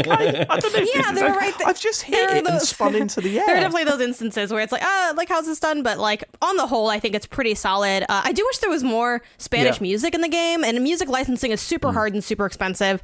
So I'm not like too mad at them for not doing more, because again, like I ain't putting that check up, but I feel like it was like that's something I would have really liked from it. So I just find that I have my own Spotify playlist playing in the background while I'm driving around. Other things I think are really cool are just like the little touches they have. Like my brother's heavy into racing games and was super excited for Forza, so he pointed out to me that like some of the murals that you see in the game are made by like actual like Mexican artists that they commissioned like for the game. So like little stuff like that is pretty cool. I've enjoyed some of the more like kitschy races. Like I did one that was like on a small racetrack that had 1 million turns, and it was just anarchy with all the cars falling over each other. So I really like stuff like that, and I think Forza's at its best when it tricks you into going into these really elaborate and beautiful set pieces. Like the first time I was in a race where they like have you jump off like a mountainside and you're like semi slow motion. That stuff looks really, really cool. So yeah, I'm enjoying those elements of it. There are light things that I wish were a little bit better. Like I think the character creator leaves stuff to be desired, even though like, you're never going to see your driver, but like, I don't know, it would be cool to like choose your skin tone or like choose your face more or something. And like you gave me a house, I can't go into my house. Skin tone, I think, right? No. Well, there's just a load of preset faces. Oh yeah, there's like you got like 6 people. Oh, I thought there was a thing like hidden. I don't think so. Another Let me know though if I messed up, because then I can make myself look different. I thought it was just the preset ones. Yeah, I know what you're saying, and we're going back to what you were saying about the music and stuff. I mean, I sort of mentioned this last week. Man, I really wish there was like a local radio station with like local bands on it.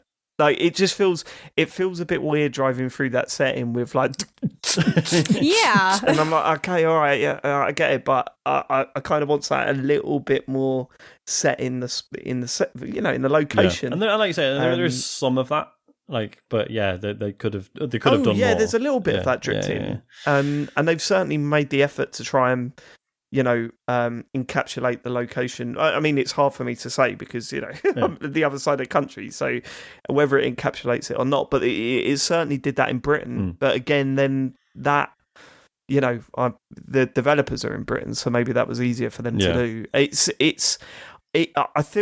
don't think they've failed at trying to take their game to a location at all. I just think that there's some easy steps they could have made to make that even more embedded, and that would have just been really cool. If they, as I said, if they had that local radio station, I think that's all I'd listen to, because I think it would have said it just right. But Janet, do you know how people? Because I haven't looked into this yet. I remember this being a thing that people complained about with Cyberpunk, but there's a lot of characters mostly speaking English, but then occasionally dropping Spanish words in, and I thought people hated that. Yeah.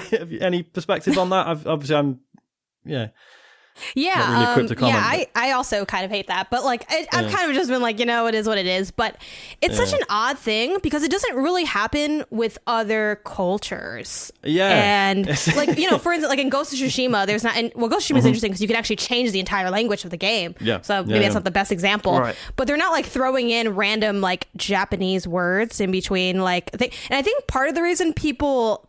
My kind of like conspiracy theory on why people do it is because they want to, in an attempt to infuse authenticity, they're like, well, what if we threw in a couple words? And people do speak Spanglish. Like, it's not like people don't speak Spanglish, but usually when people are speaking Spanglish, and eventually I want to try to write like a deep dive research article into this, but usually people are doing it for one of two reasons, but they both are the same baseline reason, which is they don't have the right word for the next part of the sentence. So, I might say something like, sí, pues yo, like, was jugando este videojuego que se llama Forza, and maybe I say like was because I can't remember how to say was right now, and I'm trying to speak to someone in Spanish, and then the inverse would be obviously doing that in English, and then you throw in a Spanish word like, oh, how do you say, and then you say the thing in Spanish. Those are the two reasons people do it. I guess there's a third reason where sometimes people will do it for like flavor text almost, like I think that's like it, swearing, or maybe you might say like, que pues, like an exclamation. But I wouldn't be like, I don't like walk around and I'm like, hey, what's up, hermano? Like to my brother, like it'd just be weird. Like no one talks like that. Like, and I'm like, people in video games have said the word amigo more than I've never said amigo in my life. I've never heard anyone say amigo. No one said, like, it's just one of those things where, I mean, think of it in like English, right? Like, I mean, sometimes you might say like, oh, my friend or something, but you're not like, hey, friend, like, what's up? So I think one reason they do it is because like Spanish, especially if you speak English or if you're like, US based, or like Spanish is a very popular language, and it also has a lot of cognates in the language where, a cognate being a word that sounds the same in one language as it does in another. So in Spanish, you have like, I'm trying to think of a word that would be, I guess hola is kind of close, right? Because it kind of sounds like hello. You can kind of figure that out. Or like café, you can figure out that that's coffee pretty easily. So I think because you can get away with that, they sometimes know that their English speaking audience can understand, but then it's like, oh, it's great because everyone understands and we get a bit of like the culture, but it just ends up feeling like awkward. And Far Cry does this game does this, like all these games, Last of Us 2 does it. Spoilers for Last of Us 2, there's Hispanic people in Last of Us 2. And it's just, I don't know why people keep doing it. It's very odd, especially because there's so many ways to do what you want to do that would be more authentic and more intriguing, and can still, like, you can have subtitles or just don't have it. Like, you don't need, not every person who's like Mexican needs to be speaking Spanish. And obviously here you're in Mexico, but I guess like presumably like the people who set up the festival aren't Mexican. It's just all kind of a little bit odd, but yeah, I wish they were different about it. But I've seen a lot of people like, or like on the Forza subreddit, again, my brother's heavy into Forza, so he's like, he was watching like all the Twitch streams where they like before the release and stuff, like he was heavy in it, and he's like, people are roasting the dialogue on like the Forza subreddit where they're like, hola amigo, what's up, like super racer, like it's just like super weird conversations. But yeah, I'll continue to kind of. Can it be compared to when games are set in England and everyone drops the word mate in the wrong place? Because that always makes me cringe a bit when it's like no one goes, hello mate, like that's, it's like, you're right mate, like it's weird. Yeah, I suppose it's, I mean, it's very different because the representations are completely like tilted one way or the other. So Watch Dogs 2, that's not accurate. Is that what I'm finding out here? That was all a lie. The one that bothered me, and this is different really, but on Dishonored, when like the sort of the base for the I forget what they call it now, the Resistance, Rebellion, whatever that you're a part of, and obviously Dishonored is very much based on like Victorian England, and they'd always be like, oh, we're going to meet at the Hound Pits pub, and it's like, no, people would just call it the Hound Pits, they wouldn't say pub. But obviously, do you know what I mean? Yeah, no. So everything I've seen is a lie. That's what I'm finding out today on this show. Yeah. We do all wear bowler hats, though. Is that still a stereotype? I can't remember. I mean, I'm wearing it right now. It's all the tea thing now, isn't it? Everyone tea and bad teeth. That's one of those things where you hear it and it's a stereotype, and they go, oh, all those British drink tea, don't they? And you go, yeah, we do, yeah. Like, it's like, no, you got us back every now and then it's like, well, that's true, but, you don't have to say it that way. I mean, yeah, but apart from that one. The teeth thing interests me because, like, we do have orthodontists now. We've got those. But our teeth are bad. I mean, generally we don't, like, bleach them or anything. Whatever the stuff is used to whiten them. I feel like I should. I feel like I have especially yellow teeth. But that's. I like the fact that this podcast has now turned into a bunch of British guys going, the way we are treated. Us white shocking. English guys. Everyone's got us all wrong, man. It's about time we put. Well, maybe that's where it needs to start. You know what I mean? Like, typically. historically, it's a trickle down situation. Unfortunately, maybe if they just fix this, we'll get like one piece of something else. I don't know.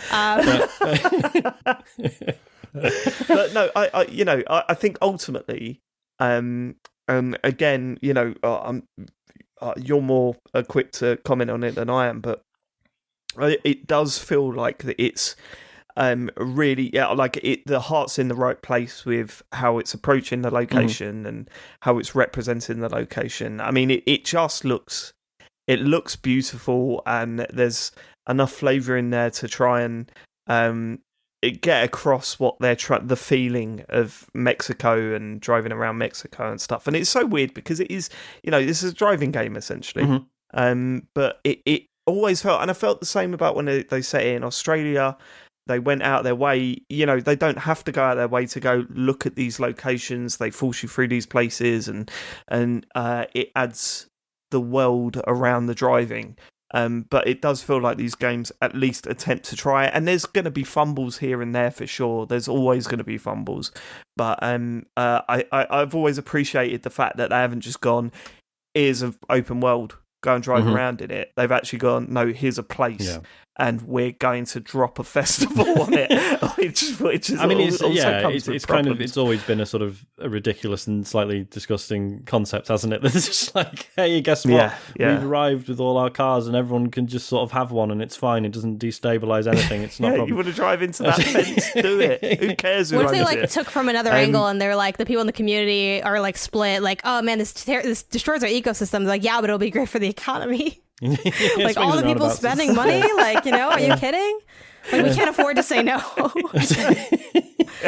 It's like when the Olympics come through, but like way more destructive. Yeah, maybe they could do like a mission where there's like a protest going on, and you just do some like donuts in front of them. They're like, okay, fair enough. You just run to a couple of billboards and have your way. And the government go, give them what they want. Can you see how they drive? I don't know, man. I just falling back into this game again has just made me so excited, and it's been brilliant because Harry adored Forza Horizon 4, and he only got to the age he's 8 in February, right? So he's like late into his 8th year. What was I saying? You didn't need any more detail there. That was just yeah, it's a bit weird, isn't it? His birthday is he has been alive. So he sort of started getting his head around the mechanics of the last Horizon game just before this one came out. So this was like a big release for him. He was totally excited about it.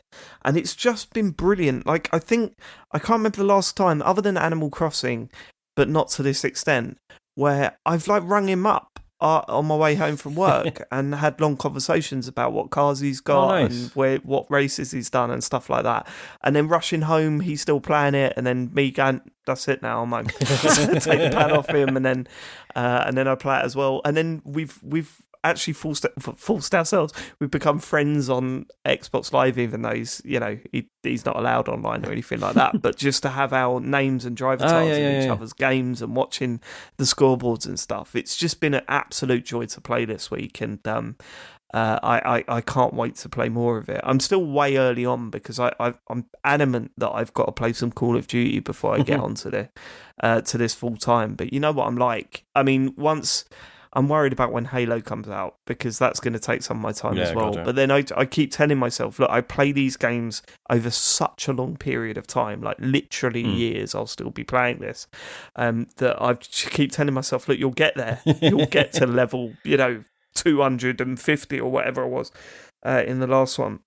And I should say, if you're getting FOMO because everyone else is playing it, like the online stuff is still pretty wonky. It's still shaky, is it? I mean, I never played these games online, so yeah, they were going to patch it this week, and then they sent out a message to everyone saying, yeah, we found issues. It's going to need another week. So nice to be informed. Yeah, I'm basically like, if I do anything, it will just say I'm disconnected from servers and go back to open to Horizon Solo to the main map to reconnect. A bit.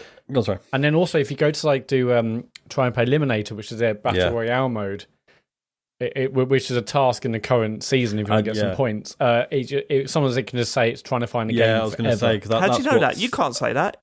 What, have you tried it forever? I left it for a long old time. You can't say that, mate. You can't drop that 30 minutes at best. So that's how you say mate. Okay. Yeah, all right. I'm figuring it out. Did you? It's not the start of a sentence. Okay, gotcha. What would you try? Like 3 minutes, like the rest of us. No, it's like 30 seconds. You're like, well, it ain't connecting. I basically left it running while I was playing for like 2 and a bit hours. I'm like, no, it's not going to find, is it? It's not going to find that elimination. That's not true, is it? It's just on top of the screen. You can keep playing, but that's just on there. Yeah. No, he's right. Like, well, I'll keep playing while it says it's connecting at the top and never actually connects. Yeah. So it would be good when that stuff is. But as you say, Matt, that's the kicker, isn't it? Is that there are events, like seasonal objectives at the moment, which involve some of the online modes, which you can barely get into. But you don't need to do any of that. Yeah, but it's fun. You can lock a DeLorean, Dave. Really? Yeah. Well, this right now, this week. Yeah. I think you've got until Wednesday. Yeah. The season started on launch day on Tuesday. I mean, but before the game properly came out, or maybe it was like, I think basically there was rewards to do last week, and I made a point of getting like maximum points in the season just because it's fun to do. It's just fun to do. Like I'd already earned the cars. There was no, I gained nothing from just because it was fun to points. do, or because of your obsessive compulsive disorder, Matt. Well, a little bit of both, really. But I gained nothing because I'd already earned the cars. It was just like, well, why do it? But I did it, and it is fun. It's making me do other modes I wasn't playing before and doing different things. And it sort of makes you eliminate is okay. It's quite weird, and it makes you switch up which cars you're using. Like, and I've always said one of my favorite things about Horizon is, the fact that if you want, you can do the entire game in some absolute shitbox car and it customizes most of the events, to that. Whereas, once you start diving into the seasonal stuff, it's like, okay, if you want to do like this challenge, you need like a B-class modern rally car or whatever. Like, it's quite prescriptive.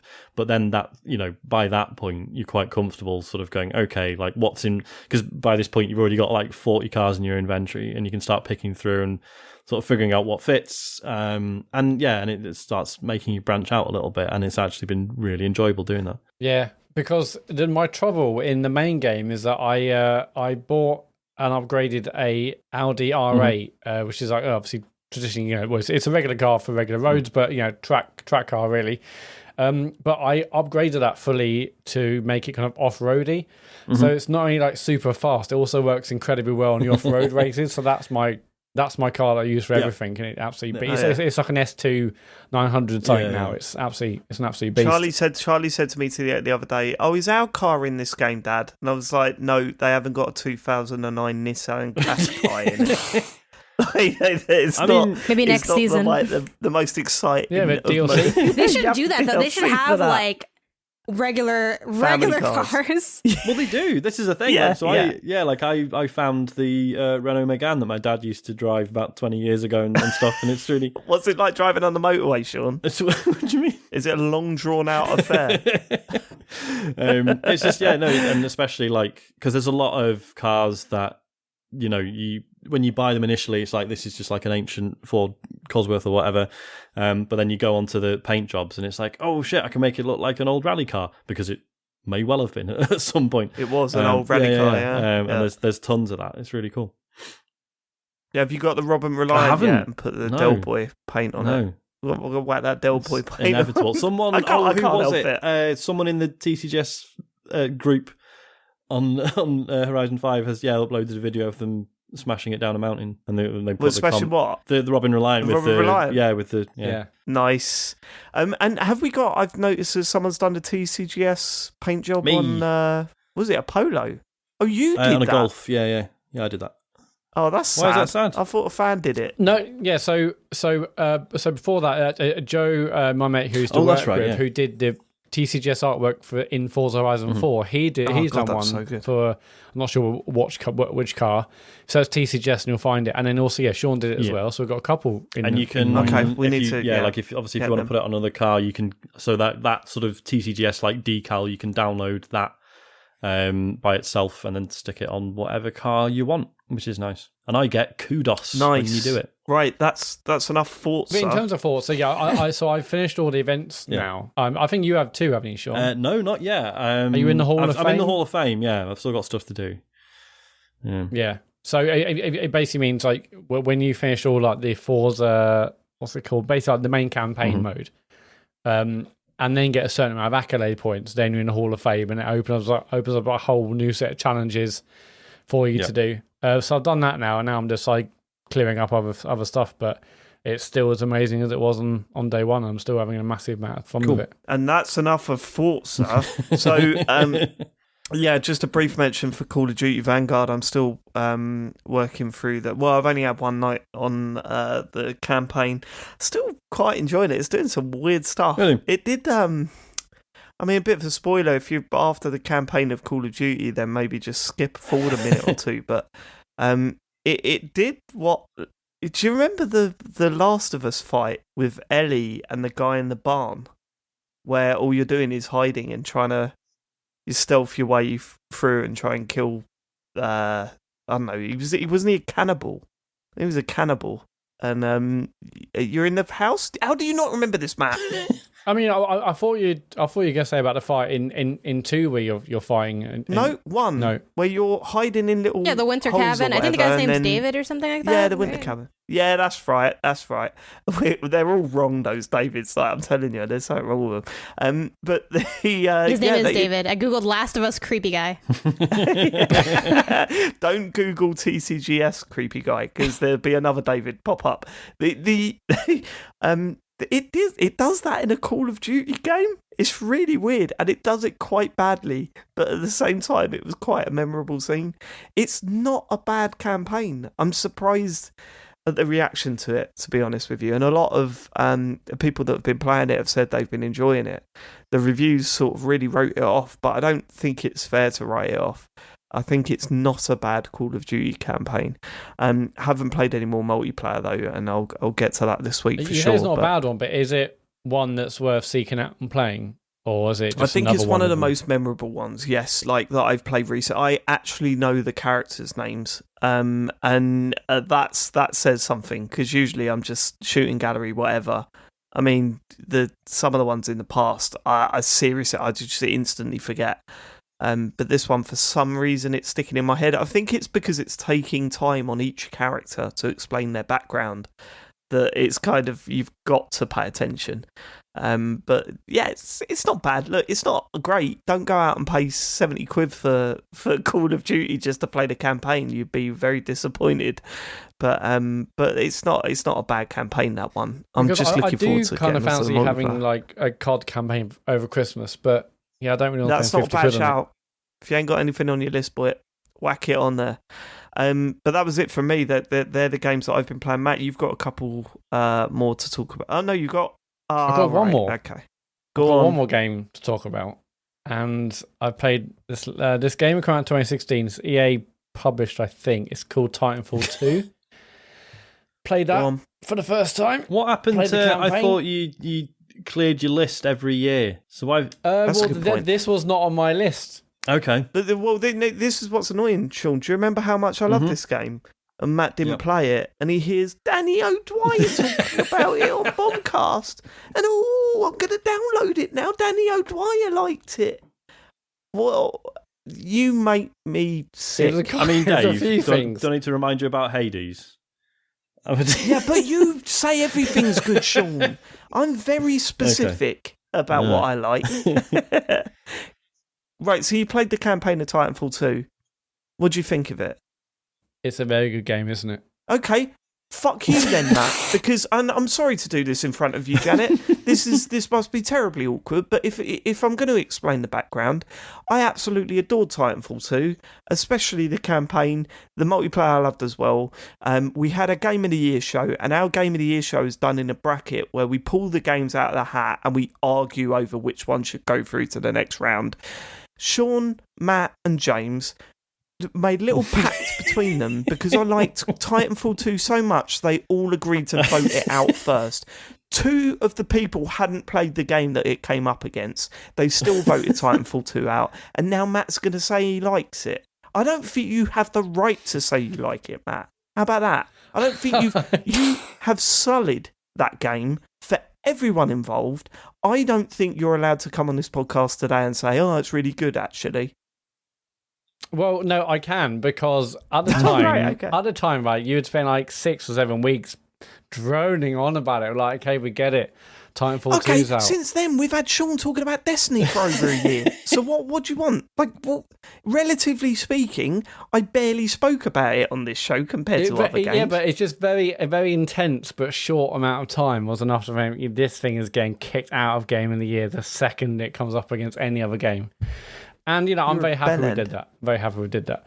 Are you really? After playing that campaign now? Well, it's incredible, I will isn't say, it? yeah. So the reason I played it, a few things really. Like, Danny O'Dwyer mentioned it, and I was like, okay, cool, whatever. I was like, Titanfall 2, I remember that game. That went out in the first round, didn't it, in 2016, because it's in the Game of the Year thing. But he said two things which are crucial to me. One is, it's 120 hertz now. I'm like, okay, well, I'll quite like to see what 120 hertz game looks like. No, the second one was the kicker. The second one was the second one being... Matt, last week you said you couldn't tell the difference between 30 frames per second in Forza and 60 frames per second. That's true. So why now do you want to see 120? Those are not the words I said. I said the difference isn't as stark as other games. It's massive. I didn't notice the difference. No, that's not what you said. You said it was. I didn't notice the difference. I noticed the difference enough because I stick with the performance mode. Right. Oh, you notice it now, do you? Now that you've got your 120 hertz Titanfall. I've been mostly on performance mode from day one, and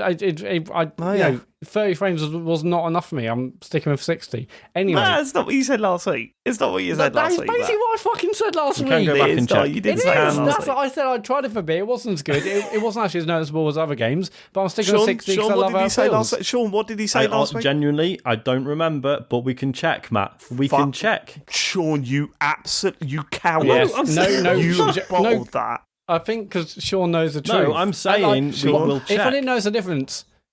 David, just shut up, right? If I didn't notice the difference, right, why wouldn't I just keep on quality mode for apparently better visuals? And if because some influencer probably told you to, Matt. That's how your I'm brain on works. 60 because I like the frames. Anyway, shut up, right? So he I'm said so that. sorry, Janet. I'm so sorry. I'm so sorry. Hey man, do what you need to do. Cheers. Yeah, right. So is that? But the more crucial thing is that I think he played it with like extra life or whatever. He's like, I did it in 4.5 hours. I'm like, oh, hang on, it's a game I can probably do in like an evening or two. Well, this changes everything. I mean, again, I never knew how long the game was.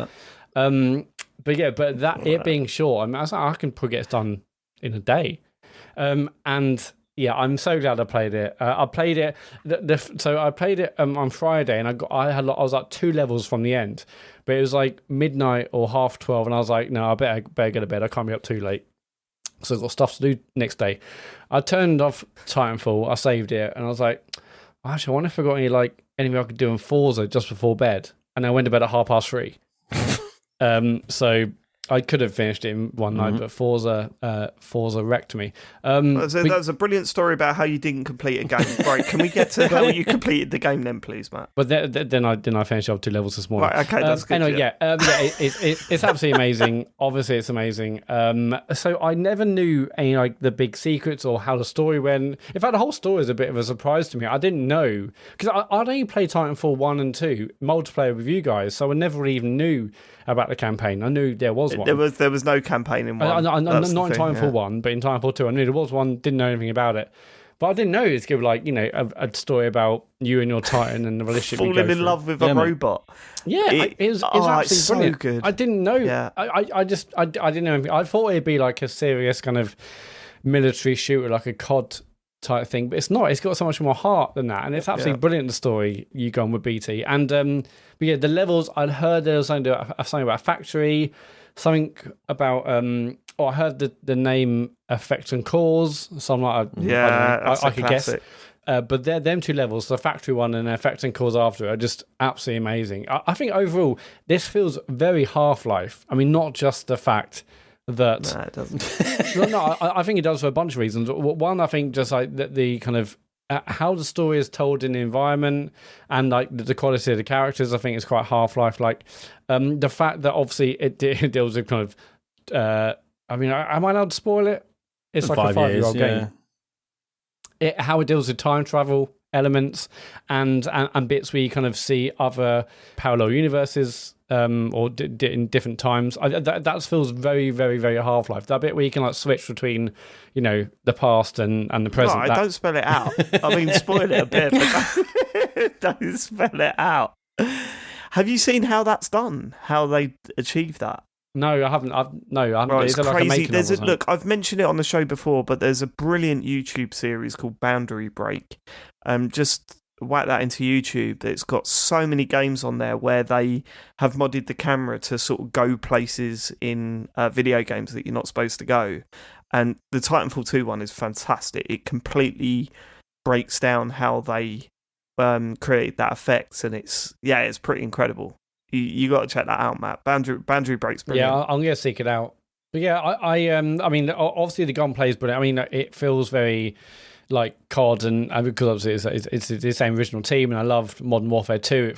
It just feels amazing to shoot. It was just every time that the Titan got a new ability, that was really exciting. And yeah, the story is brilliant. I love the fact it was quite short. I could get through it in a few hours. And well, stop bringing that up as a positive.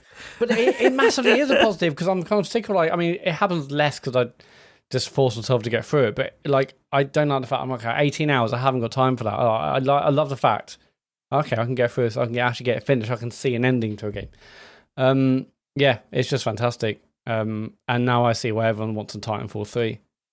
Janet, have you played Titanfall 2, the campaign? I have not yet. Ooh. So we'll see. Is that you? Are you into your first-person shooters and all that stuff? No, I continue to knock on the door, and one day it's going to come down at some point, but I'm trying to think of what... I wonder if Titanfall 2 would be the what first-person one, shooters have... I mean, I don't know. I don't know if I've really liked any very much. I mean... What are your preferred, what's your favourite genres? What games do you like playing the most? Probably platformer and action-adventure and story-driven games, like narrative games. And yeah, those are probably the top 3 genre pillars that I like. Yeah, I would say so something like, for example, Far Cry. I think that's, an exploration game, but it's so rooted in the first-person shooter thing that I don't know if that'll be. I liked it fine. It was too much. There was too. Yeah. I was I had my fill. Oh, right. And then I just kept going, and then I just. Oh my god, it was so long, but I did finish it, and I liked it fine. I can appreciate shooting things, but even if I'm not that good at it, but I don't think I found. I'm trying to think what my favorite first-person shooter is. And I'm just drawing a blank. I'm sure there's, even if I don't love them, there's probably one that's at the top, but I'm not sure what it would be. I played a bit of, I was really late to first-person shooters for 2 reasons. One, I just wasn't that interested in military stuff and guns, which kind of led the way in shooters, right? You kind of need a gun to shoot. But it doesn't have to be a real, I don't know. I didn't regular guns. I wasn't a big fan. And then 2, when first person first kind of came onto the scene in a really big way, I guess Doom's my favorite first person shooter, because I like Doom fine. Doom's fun. That is good. Because Doom's such an arcadey shooter in its roots, and it is a little bit exploratory and figuring out where the keys are and things like that, and it's very gory, so I think Doom's probably my favorite. But I remember Metroid Prime and being I seeing this way, I can't do it, it's too much. But yeah, I guess that might be in the lead for me. Maybe this is the one then. I'll try it. I play everything. I'll play stuff where I'm there's a 90% chance I will hate this. And usually that's true, but sometimes stuff surprises you. So I try to find, I'm a firm believer that there is a game for everyone in every genre, even a genre you think you hate. There's something that you can find that you will like. It's just that I think we all have our gravitations where it is harder for me to find more things that I have fun with in genres that are less in my wheelhouse versus a platformer. I can enjoy and have fun with a shitty platformer. I can boot up the lowest of the low to high on the eShop, and I'm it's kind of solid. I'm I'm having a good time. I'm out here playing Poi, and I'm this is solid. And is it a good game? No, Poi's probably not good. It's okay at best. But I was collecting my coins. I was walking around I had what I needed to have. Yeah, I'm thinking this might be the one. I was going to say, because it's I'd say is that first mission is quite slow, and then already starting with the caveats. Like, I got it. You're good. yeah, I know. It's one of those things that I love so much that I'm just like, look, listen to this album. There is some weird shit on there, but ultimately it's a fucking masterpiece.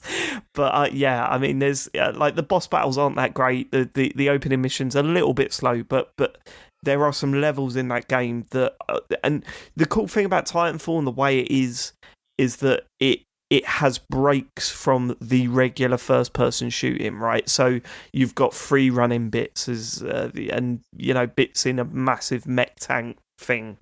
So I think it varies it enough to not be so intense. Because I mean, look, I'm a fan of first-person shooters, but even I get to the point sometimes where I go, I'm just walking forward and shooting things, and it gets dull and whatever. I think this might be the one, Janet. I would give it a go. I mean, there's definitely it's short, as we've heard.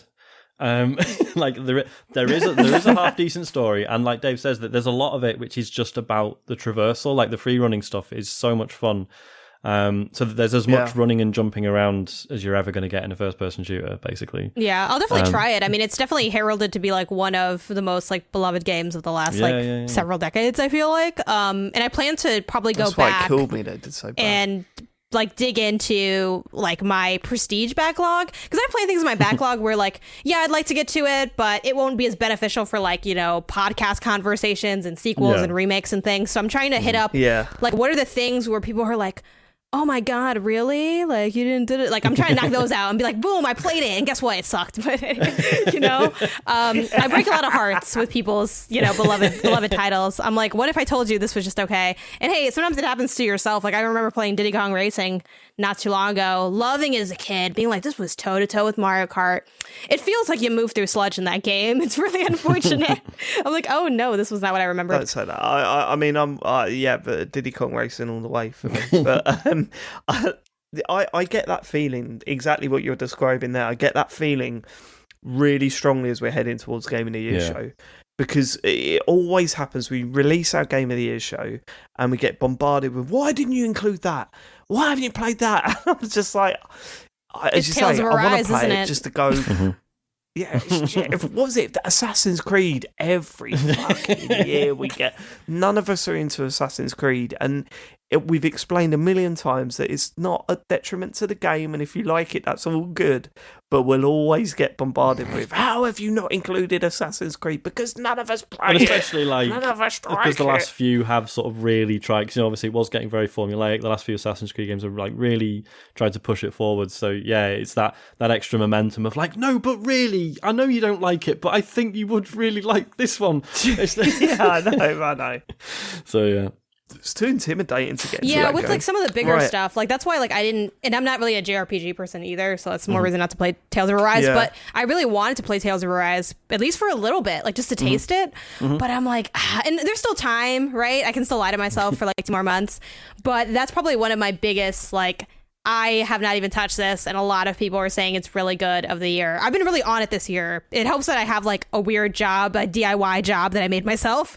So I've been just stuffing it full of every big release, and I've hit almost all of them. I've, opted out of a couple of things where I'm like, I don't think my take would add very much. Like Call of Duty, for instance, like I could play it, but again, I don't really have a shooter background, so I don't think I'm going to have a very intriguing takeaway. No, that is not regardless. So I'm like, I don't think we're missing out on anything here. Returnal, I'm like, I can't do it. You want me to be too good of a gamer, and I don't feel like getting that good. There's a couple of things I could throw the wayside, but I am sad at the stuff that's burning on the pile behind Jeff Keighley. He likes chucking games on that fire, doesn't he? That boy, he loves it. Keeps town full. Right, okay, so that's the only game I've got left in front of me. Well, no, did you have anything else for Titanfall, Matt? Are you finished with that? No, I'm really glad I played it, and that's about it, yeah. How did you find the length of the game? It was a bit short, actually. I would have... Sean, you're the only one with a game left. Yeah, sorry, I Blade of sneakily Sorcery. added this because I mean, this is going to sound damning. It's not. I forgot that I played it this week. So this is Blade and Sorcery, which has just a native version for the Quest 2, Oculus Quest 2, has just come out. And I sort of watched some reviews, and they were saying like, it's really good, really promising, but there are some technical issues. The frame rate's a bit wonky and stuff.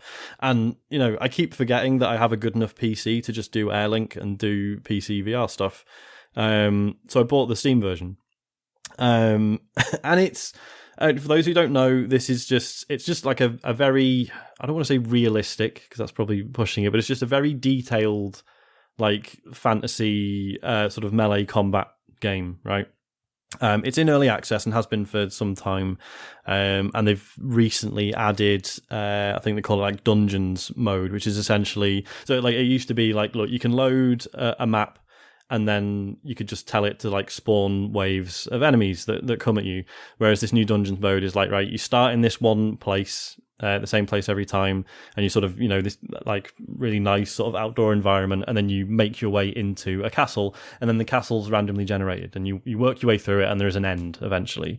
And like, even if you don't make it all the way, you get a score. So it's still quite fun to just sort of, like, I haven't finished it yet. But it's still quite fun trying to get the best score I can. The thing with it is, though, is that you end up doing the most horrific things, even though, like, it's not like especially gory. Like, it could probably, like, there's, you can take limbs and heads off and stuff, but it's like, oh yeah, standard, standard, it's like, you take them off, PG-13 sort of stuff. But it's like, the situations it puts you in, because you're like, obviously you're not a trained sword fighter, you're just an idiot, and you kind of you panic and you do the most horrible things in this sort of really inept, bungling way, and sort of afterwards you're like, I know I was kind of like, this person was trying to kill me and I was sort of forced into doing that, but I feel really weird about what just happened. So the example I've been sharing with people is that I was fighting someone one-on-one, and they had a knife, and I had a sword, and they managed to disarm me, right? So they knocked my sword out of my hand. Oh, no. With a butter knife. With a butter knife. Should have got a pen. Yeah. Literally, so I grabbed their head and grabbed their wrist and made them stab themselves in the face with their own knife. Yes, sure. And you're just like, oh, what just happened? Like, and this, just tons of stuff like that happens quite regularly. And like, when I was watching reviews of the Quest version, and like, loads of people who reviewed it was sort of saying like, look, this is really good, but I can't show you some of the kills I got in this. Like, it's because I'm not comfortable with people seeing it. Like, do you know what that is, Sean? You're getting probably, old, mate. Probably. That's it now. You're getting old. Imagine being like 18 and saying, well, this is it. Yeah, like if you're younger, you're like, oh my god, this is awesome. And it is really good, and it is really enjoyable. Just as I say, there are these moments where you're just like, oh, I just did that. That's horrible. And especially like you start, you get like a telekinesis ability, right? It's one of your magic spells. So like there's one bit where I was climbing up a rope, and as I got towards the top, there's three enemies there with swords just waiting for me to jump off the rope so they can run me through with their swords. And I was like, oh, hang on a minute, I've got telekinesis. And just one by one, just grabbed them by the ankle, yoink, down the hole. It's weird. It is fun, and it's clearly the work that's gone into it is amazing. Like, if you're just completely freehand, like you've got a sword and shield or a sword and a mace or whatever, and as you're moving your hands around, you can see the enemies like adjusting their stance, like ready to guard, sort of whichever sort of way you're going to try and attack them from, and all that stuff is so impressive. But you might just feel a bit icky after playing it. Sean, you got empathy, man. You got empathy. It's to be celebrated in this day and age. You care about the pixels. You care about those pixels and those polygons, and that's cool. That's cool. You get in there. You go into that battle arena, and you put your sword on the floor next time. How about that? See what happens. No, because that's the thing is when you find yourself unarmed, that's when you do the worst stuff. Because that's when you're just like, well, I'm just going to have to like punch this guy repeatedly in the face, and it takes a lot of punches to knock someone out, and it's just I feel because I keep like every time I'm James Farley. Probably, yeah. Be all over that. It's like I'll have like a 20-minute session on it, and it's like a 50-50 chance of whether I'll be like, oh my god, I need to stream this. This is great, and then like, no, I don't want anyone to see this. People don't want to see me in this state. No.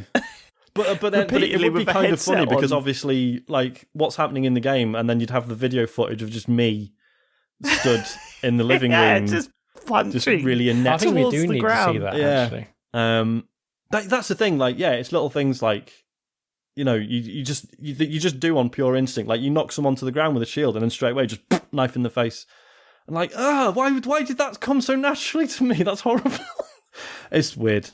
It's a weird game. It's fight or flight. But it is. This thing in real time, it's quite exciting, and it's like there's no joy in those.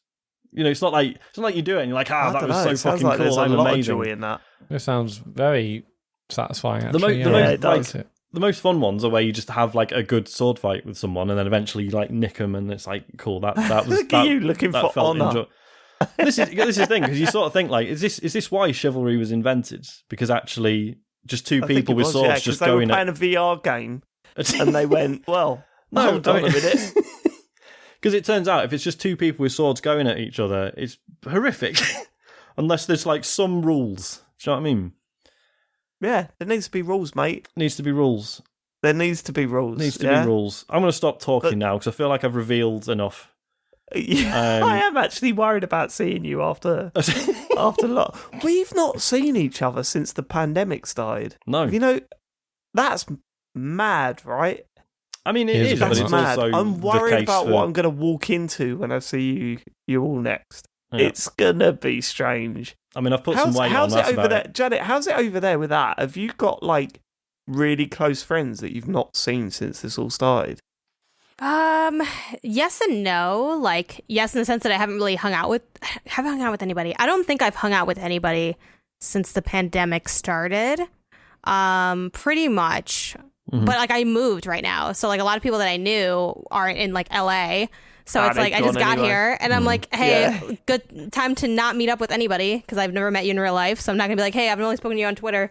Let's risk catching a deadly virus that we can spread to our household. It's not really a great opening line. So yeah, I have not really seen anybody very much. It's a lot like how it is, and I imagine a lot of places where the vaccine's at least available, where it's not totally. You're not seen as a monster if you get like a cocktail somewhere, but you also probably will only do that like once in a blue moon. It's like, it's such a weird time to be, existing, because it's like, do I want to risk my life to watch this Marvel movie in theaters? It's like a weird situation. And I'm like, I mean, that, we haven't done it in a while. Mates, but, it's like, it's a little scary. So, I like anyone else, it's like, you got to limit exposure while also remembering that, like, you might be living in this style for, like, an unknown amount of years. So it's like, okay, well, do I want to wait 6 years to watch a movie in theaters? Like, I think I'd rather just roll the dice, which is, like, it sounds crazy, but that kind of the situation that we're all in. So I think, sort of... I was really strict about everything, the rules, everything. Like, I these guys know that I've been obsessed with the numbers, looking at stats, reading stuff, taking everything very seriously. But it got to the point this year where I kind of thought, I can't like live like this forever. Yeah. And, some people still see that as very irresponsible, and I get that, I get it. But I went to a gig for the first time last week, saw a band playing live, and oh my God, what an emotional experience that was. Seeing so many people so close in one setting going nuts over this band. I mean, don't get me wrong, I then went up on the sort of balcony and just watched from there, because I was like, I'm not going that far, but it was amazing how emotional it was.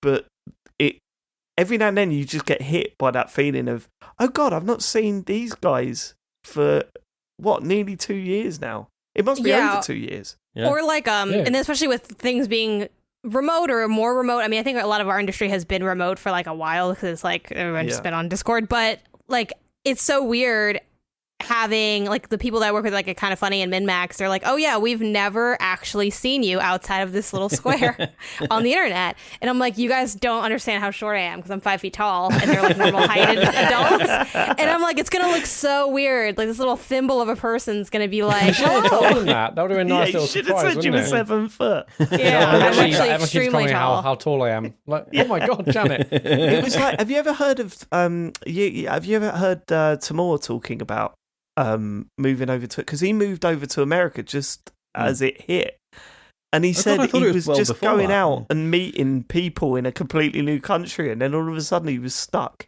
indoors for like a year and a half, and he went mad. Yeah, but It's crazy stories like that. Everyone's got them. But yeah, no, our last time we met it must have been our live show at EGX, right? Yeah, God, yeah. that was. So what, September? Fucking It hell, was the October last time 19th. we saw each other was in the worst Airbnb of all time. Oh my god! I need to chase that Wow. refund. I definitely asked for one. Probably not going to get it now. You ain't getting that now. James and his soiled 2 years down mattress. the line. Bless him. Right.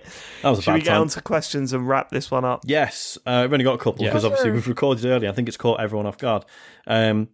If you want to send us a question, go to tcgs.co/Dear TCGS. Foxy Moron says, what's your go-to advent calendar? And if you had to be an advent calendar, what type would you be? My bet is that James What does that mean? is one of those swanky Lint Lindor ones. I think it's like Oh, what you would- embodies your energy. Yeah. But I have to Google like Oh, what are the right. options here, because I definitely have had advent calendars before because I was raised like Catholic, but we have not had. You know, I'm no longer Catholic, spoilers. But we don't have like really the calendars anymore. I know some people use them like totally like secularly, like it doesn't have to be like necessarily Is because that of not your a thing religious in practice. America? No, Do not you really. not get no. the chocolate ones? Oh I my mean, gosh. we have Really? like they sell them. It's not like, oh, this is a rarity. Like they have them in Walgreens. But I would say like when I saw this question, I'm like, this is a cultural gap, I think, because I don't think anyone would write it to an American podcast. I thought everyone Yeah. did these. But then Yeah, when I don't- watched National Lampoon's I was going to Christmas say Vacation, that. they just open up little pictures, and I was Yeah. like, "Where's the chocolate, man?" Yeah, even as a kid, I Oh, was there like, should the be hell is chocolate that? in that. Like when I had an advent calendar, they usually have some type of chocolates inside. But yeah, it's not like part of like Happy Holidays. Let's all get an advent calendar. Like I don't think everyone. Oh, I my- don't even know if. I think there's some people I know that wouldn't know what an advent calendar is. Wow. Wow. Okay. Like over here, you're weird if you've just got one. you don't think need like that's one in true. each Okay, my room. boyfriend's shaking his head. He said he does not know what an advent calendar is, Wow. which I'm pretty sure I've explained to him, which speaks to like a larger problem. But we're going to ignore that. We're going to gloss over that. Please both get an But advent yeah. calendar with chocolate or something in this year. I you'll love it. Yeah, I mean, So what are the I mean, options? Is it any chocolate in the world like can be in here? Because the Lindor ones are pretty much. I mean, they've they already started- did that. That's the problem, because if we're going to what we would be, I would be one of the ones with a nice character on the front that everyone loves, but when you taste the chocolate, it's the cheapest, Rancid. shittest chocolate on the face of the planet. It is rubbish. That's the advent calendar I'd be. They're the ones we get for the kids because they're cheaper. But Yeah. The thing is, because No, they've we're all started about the getting, Cadbury's like here. the last sort of 5 years or so, they've started getting really silly, haven't they? So there's like alcoholic ones, right? So you can get ones where there's like a little bottle of gin or something. My mum and dad or- bought me a wine one where wow. you opened up a door and it had a full bottle of wine. What? for How big is each this calendar? day. Yeah, I was gonna How big is the say. calendar? It was massive. It was a huge box, basically, Right. and it Oh, was. you know, yeah, I have seen stuff like one of my friends once got like a promotional like thing from like a makeup place or whatever, and it was like a huge one because it had like different makeup products inside it. Yeah. This one was massive, and we had to. Yeah, in the end, we just found, why are we doing this? And we just broke down the box and got all the bottles of wine out because you'd have to put them in the fridge anyway. So it's Yeah, like, yeah, no, it's ridiculous. But Matt, I assume you've got one of those influencer ones that are like £700, but only you get No, I think about I only have £30 one worth year. of That tag. was just 1 year, wasn't it, when they all did that and backfired massively? No, they're still going. are They're they? still going. Yeah, they're still going. Yeah, well, every year I think, okay, I'm going to get a Brewdog one because I do it every year, and every year it sells out, but it is 50 quid. Ooh. It is a lot of Yeah, money. you don't want to do that. That's See, ridiculous. I've been considering, because there is a Hot Wheels one, so I think I'm going to get that for Isaac. Oh, that's good. Yeah, man. I don't know if you were like me. When I was a kid, I was always pissed off that it stopped at the number 24. Yes. I was like, surely 25 is the one. Yeah, it's the big right? day. Yeah. Put the big day. I could have a chocolate, but then I suppose you get enough chocolate anyway. But like at the same time, yeah. Because if it was like if adding Christmas Day made it a number that for whatever reason didn't really work neatly as like a grid, you'd be like, well, okay. Yeah, it's like, no, I it's think 25. It's you definitely do that. Oh yeah, you just do them in fives, can't you? Yeah. Of course you can. But yeah. I don't know, man. So sorry, just on the Hot Wheels thing, you mentioned actually last week you were mentioning about Hot Wheels as well. About there is actually a Hot Wheels car, isn't there? Like in Forza. Oh yeah, there's actually two, and I don't know how you get the second one because it's not in the shop. Yeah, there's Bone Shaker. It must be a barn find or something. I think it might be, yeah. So there's Bone Shaker, which for some reason is regarded as a classic. I think it looks awful. But also, it looks terrible, but it is a classic. Yeah, it's like the but Twin Mill is in there as well. That's another like proper vintage one. Yeah, but when I saw that, I was like, oh, okay. So that they also, it's not like just because they did a Hot Wheels game, they're not going to still do stuff with Forza. Still pals, yeah. So back in Advent calendars, I every year I think I want to get those beer ones. 50 quid's a lot of money, but I'd probably want them wanky IPA ones. Yeah, but what would you be though? I would be a can of IPA in a wanky calendar. No, Matt would be one of those influencer ones that are way too expensive and you get fuck all out of it. But I don't know what's even in them. It was like people. If you watch the reviews of them, they were opening up and it was like tweezers that you could get from the pound shop or whatever. Like they were really cheap. It was just tat, but they paid like 100 quid for them. Yeah. Sean would be like a homemade one. I was going to say, your nan made. Can I be one of those ones it's empty and the idea is you put your own stuff in it every year? Yeah. Although if it was you, there would be nothing put in there. No, because the whole thing is like, you can put whatever you want in, but it's never a surprise, is it? It's what you want, but it's never a surprise. It's down the line. It's down the line. Wait, aren't you supposed to give it to someone else? Like, would you? You wouldn't put that in there for yourself, though, would you? That's what you're supposed to do, yeah. But I think Sean does it for himself. That sounds horrible. Yeah. Oh, yeah, look, there's that thing that I put in there a few days ago. Oh, boy. What a treat. It's the fifth. My go-to one is the Jelly Belly ones. I'm not really a chocolate guy. I'm big into I love my jelly beans. Who's not a chocolate guy? No, I mean it's fine. I like chocolate. I just much prefer jelly beans or proper... I kind of also prefer like tart / sour / like a fruit flavor. Like I'll eat chocolate. Like I like chocolate. Like I like Snickers. I'll eat dark chocolate, milk chocolate, whatever. Well, milk chocolate's not as good, but whatever. Like if it's good, I'll have it. But if I have to, when I go get candy, I'm usually getting like the Sour Patch Kids or Starburst or something. Plus, so I probably fill mine with that. This is something you're going to eat first thing in the morning when you wake up in the dark. So couple of jelly beans, mate. That sets you off for the day. Wait, do you have to eat it in the morning? I thought it was like any time in that day. Oh no, it's the first thing you do when you wake up. First thing you do when you wake up, mate. Wait, then the first thing you do is going to just crack open an IPA and just, I guess if it's just like a game on or something. Yeah, last year we were just getting out bottles of wine and downing them before work. I've often thought I'd much rather have like a savoury one, like those little sausage rolls. I know Greg's do one. Wait, what? How does that work? How do they stay sanitary? Surely they've all rotted by 3 days in. Like, you're sitting there and eating it's disappointing because it's a voucher having to get one every day. Okay. It's a voucher to get a sausage roll or like a little baked roll or whatever it is every day. I'd much rather a savoury than chocolate. Really. I want to fill mine with codes for the Elden Ring test. Expired on eBay every day. I'd say that. They've done that before, though, haven't they, with codes for games and stuff? They must have done. There's like an indie game calendar a few years ago. Apple used to do one, didn't they? Oh, yeah. Every day that you get an app. Get a new app to download. Ooh, look, it's a lightsaber. It sounds like a lightsaber when I fling my phone about. No, Advent calendars, I'm all for them. I'm pro Advent calendar. Janet, not so much, by the sounds of it. Should we we'll see. I know, like my brother's fiance was like, we should get an Advent calendar, and I'm like, I guess, sure.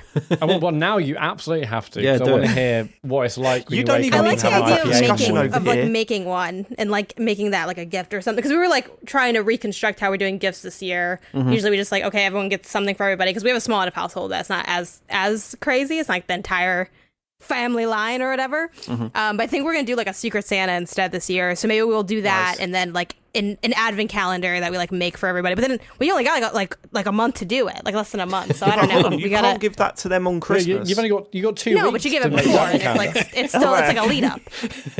I've opened them before. I've had them. Like when I was Catholic, we had those. But like I thought when I stopped being Catholic, you just stopped eating the chocolates. No, you can keep eating the chocolate. You can take the bits you want to keep and just go and run with it. I think that makes sense. I mean, that is the whole idea of being an atheist. You just take the bits you want to keep. That conversation about let's get an advent calendar this year, that doesn't happen over here. Just one day, one of you comes home with a bag full of advent calendars without even discussing it. It just happens. Yeah, that's not the case here. Like at all. Again, they sell that, like they're at Target, they're at Walgreens. It's not like it's not a sold product.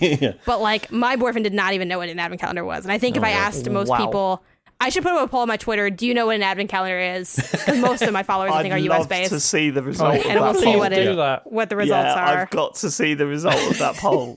And that would be mad. Because if I did it, it would be 100%. Yep.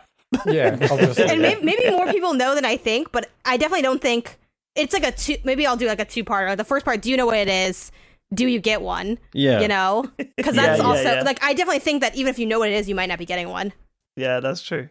You see, but whereas to us, it's like, well, why would you not? Hold on, my boyfriend texted me. He's on the other side of the room. Said, I've heard of one before, but I don't 100% know what it is. Oh my god, amazing. He said, like, if you told me to pick one up, I would have to Google it. Right, get him one. Yeah, get please him one do. This year.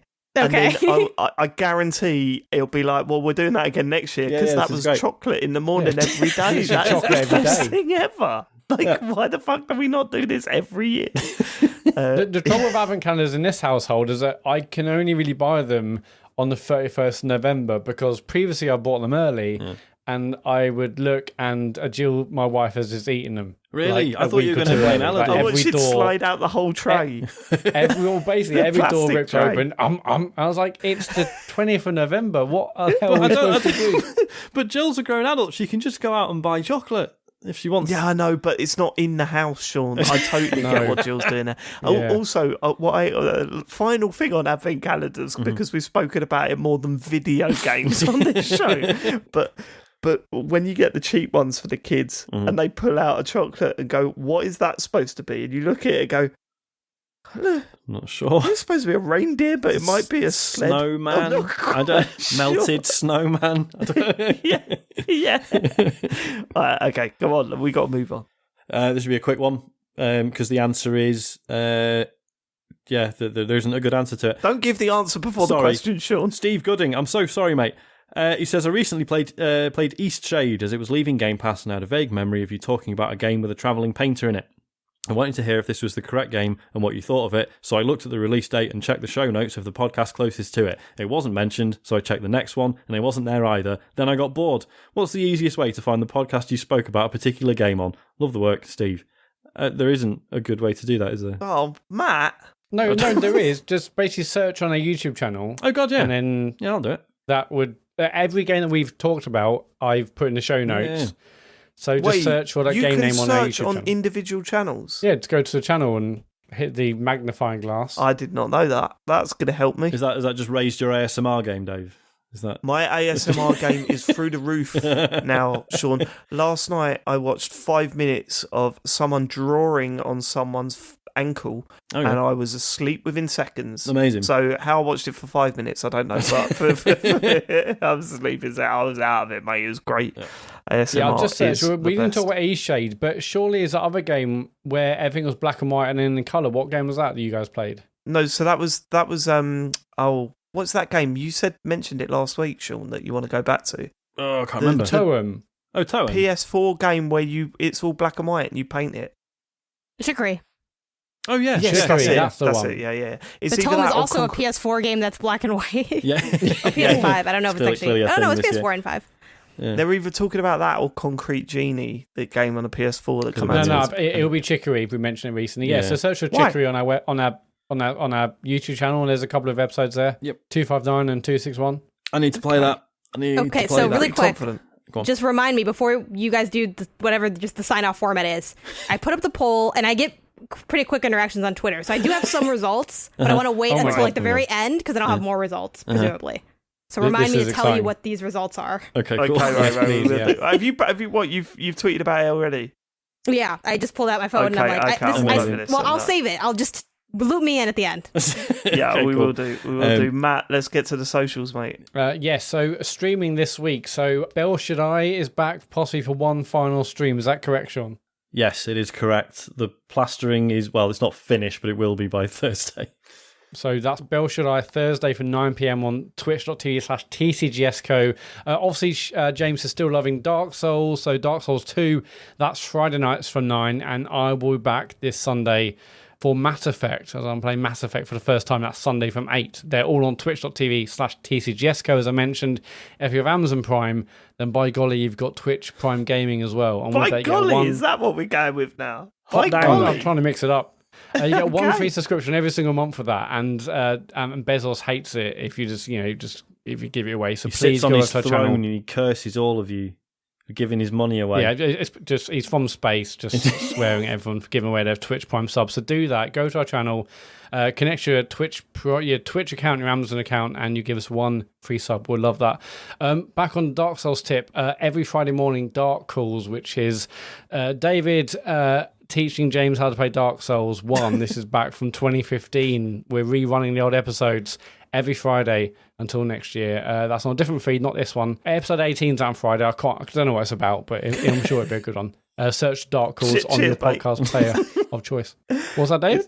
I said, cheers, mate. I don't know what it's about, but I'm sure it'll be a good one. That's my friends. I wrote down the numbers and like what it's about, but I didn't this time. Patreon.com/TCGS is our Patreon. We've already released our monthly Patreon bonus show, and the talks over will be this Saturday, where we talk over David's TV debut and me, Sean, and James possibly being sick after drinking too much milk. And then James has to do the role from Dark Souls, so it's all happening. That's all happening live. So just there'll be a post out in the week on Patreon for £8.50 and above patrons to watch that live. You do not want to miss. And the thing, James, all of us being sick James on needs Twitch. to... I'm not sure if that's against terms of service, but we'll find out. Yeah, it's a little bit self-destructive, isn't it? TCGS.co is the website for everything else, including links to our socials, our Discord, and our store. I mean, the thing James needs to bear in mind is he doesn't have to do the roles, but money for charity has been offered if he does. So, oh, hello. You know, just saying. So we better do it. Just saying. For charity. Yeah. Janet Garcia, thank you so much for joining us this week. It's been absolutely brilliant having you on. And we really appreciate your time. Yeah, thanks for having me. And where do you want to send people? Where's your primary location? Yeah, I think that sounds weird. give us your fucking address. Yeah, the coordinates. I don't even know how to give that answer either. But for socials, I'm most active on Twitter. My handle is @GameOnysus. That's GameOnysus. But it's also my handle on all social media, and I'm pretty active everywhere. If you want to see me play games on Twitch, that's a good spot to go. I'm pretty active in chat, so I can usually respond to questions and stuff. And I have a Patreon as well. It's patreon.com/GameOnysus if you want to support my work and get cool perks.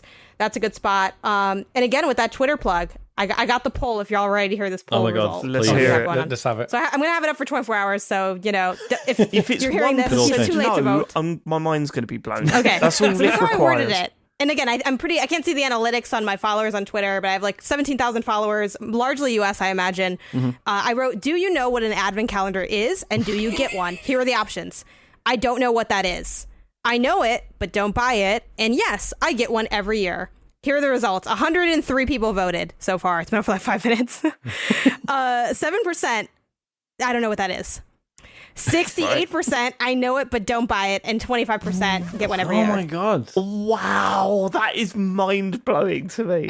That's mind-blowing. If I did the same poll, all right, I'd only get 5 people voting, but I guarantee they'd all get one. All 5 of them. I guarantee that. I think too, a lot of people maybe got them as kids. Like I'm seeing, like there's like 3 replies, and people were like, "Oh, childhood memories," or like, "Oh, I remember those when I was a kid." And it's like people got jobs, and they're like, "I ain't got no advent money." I don't know.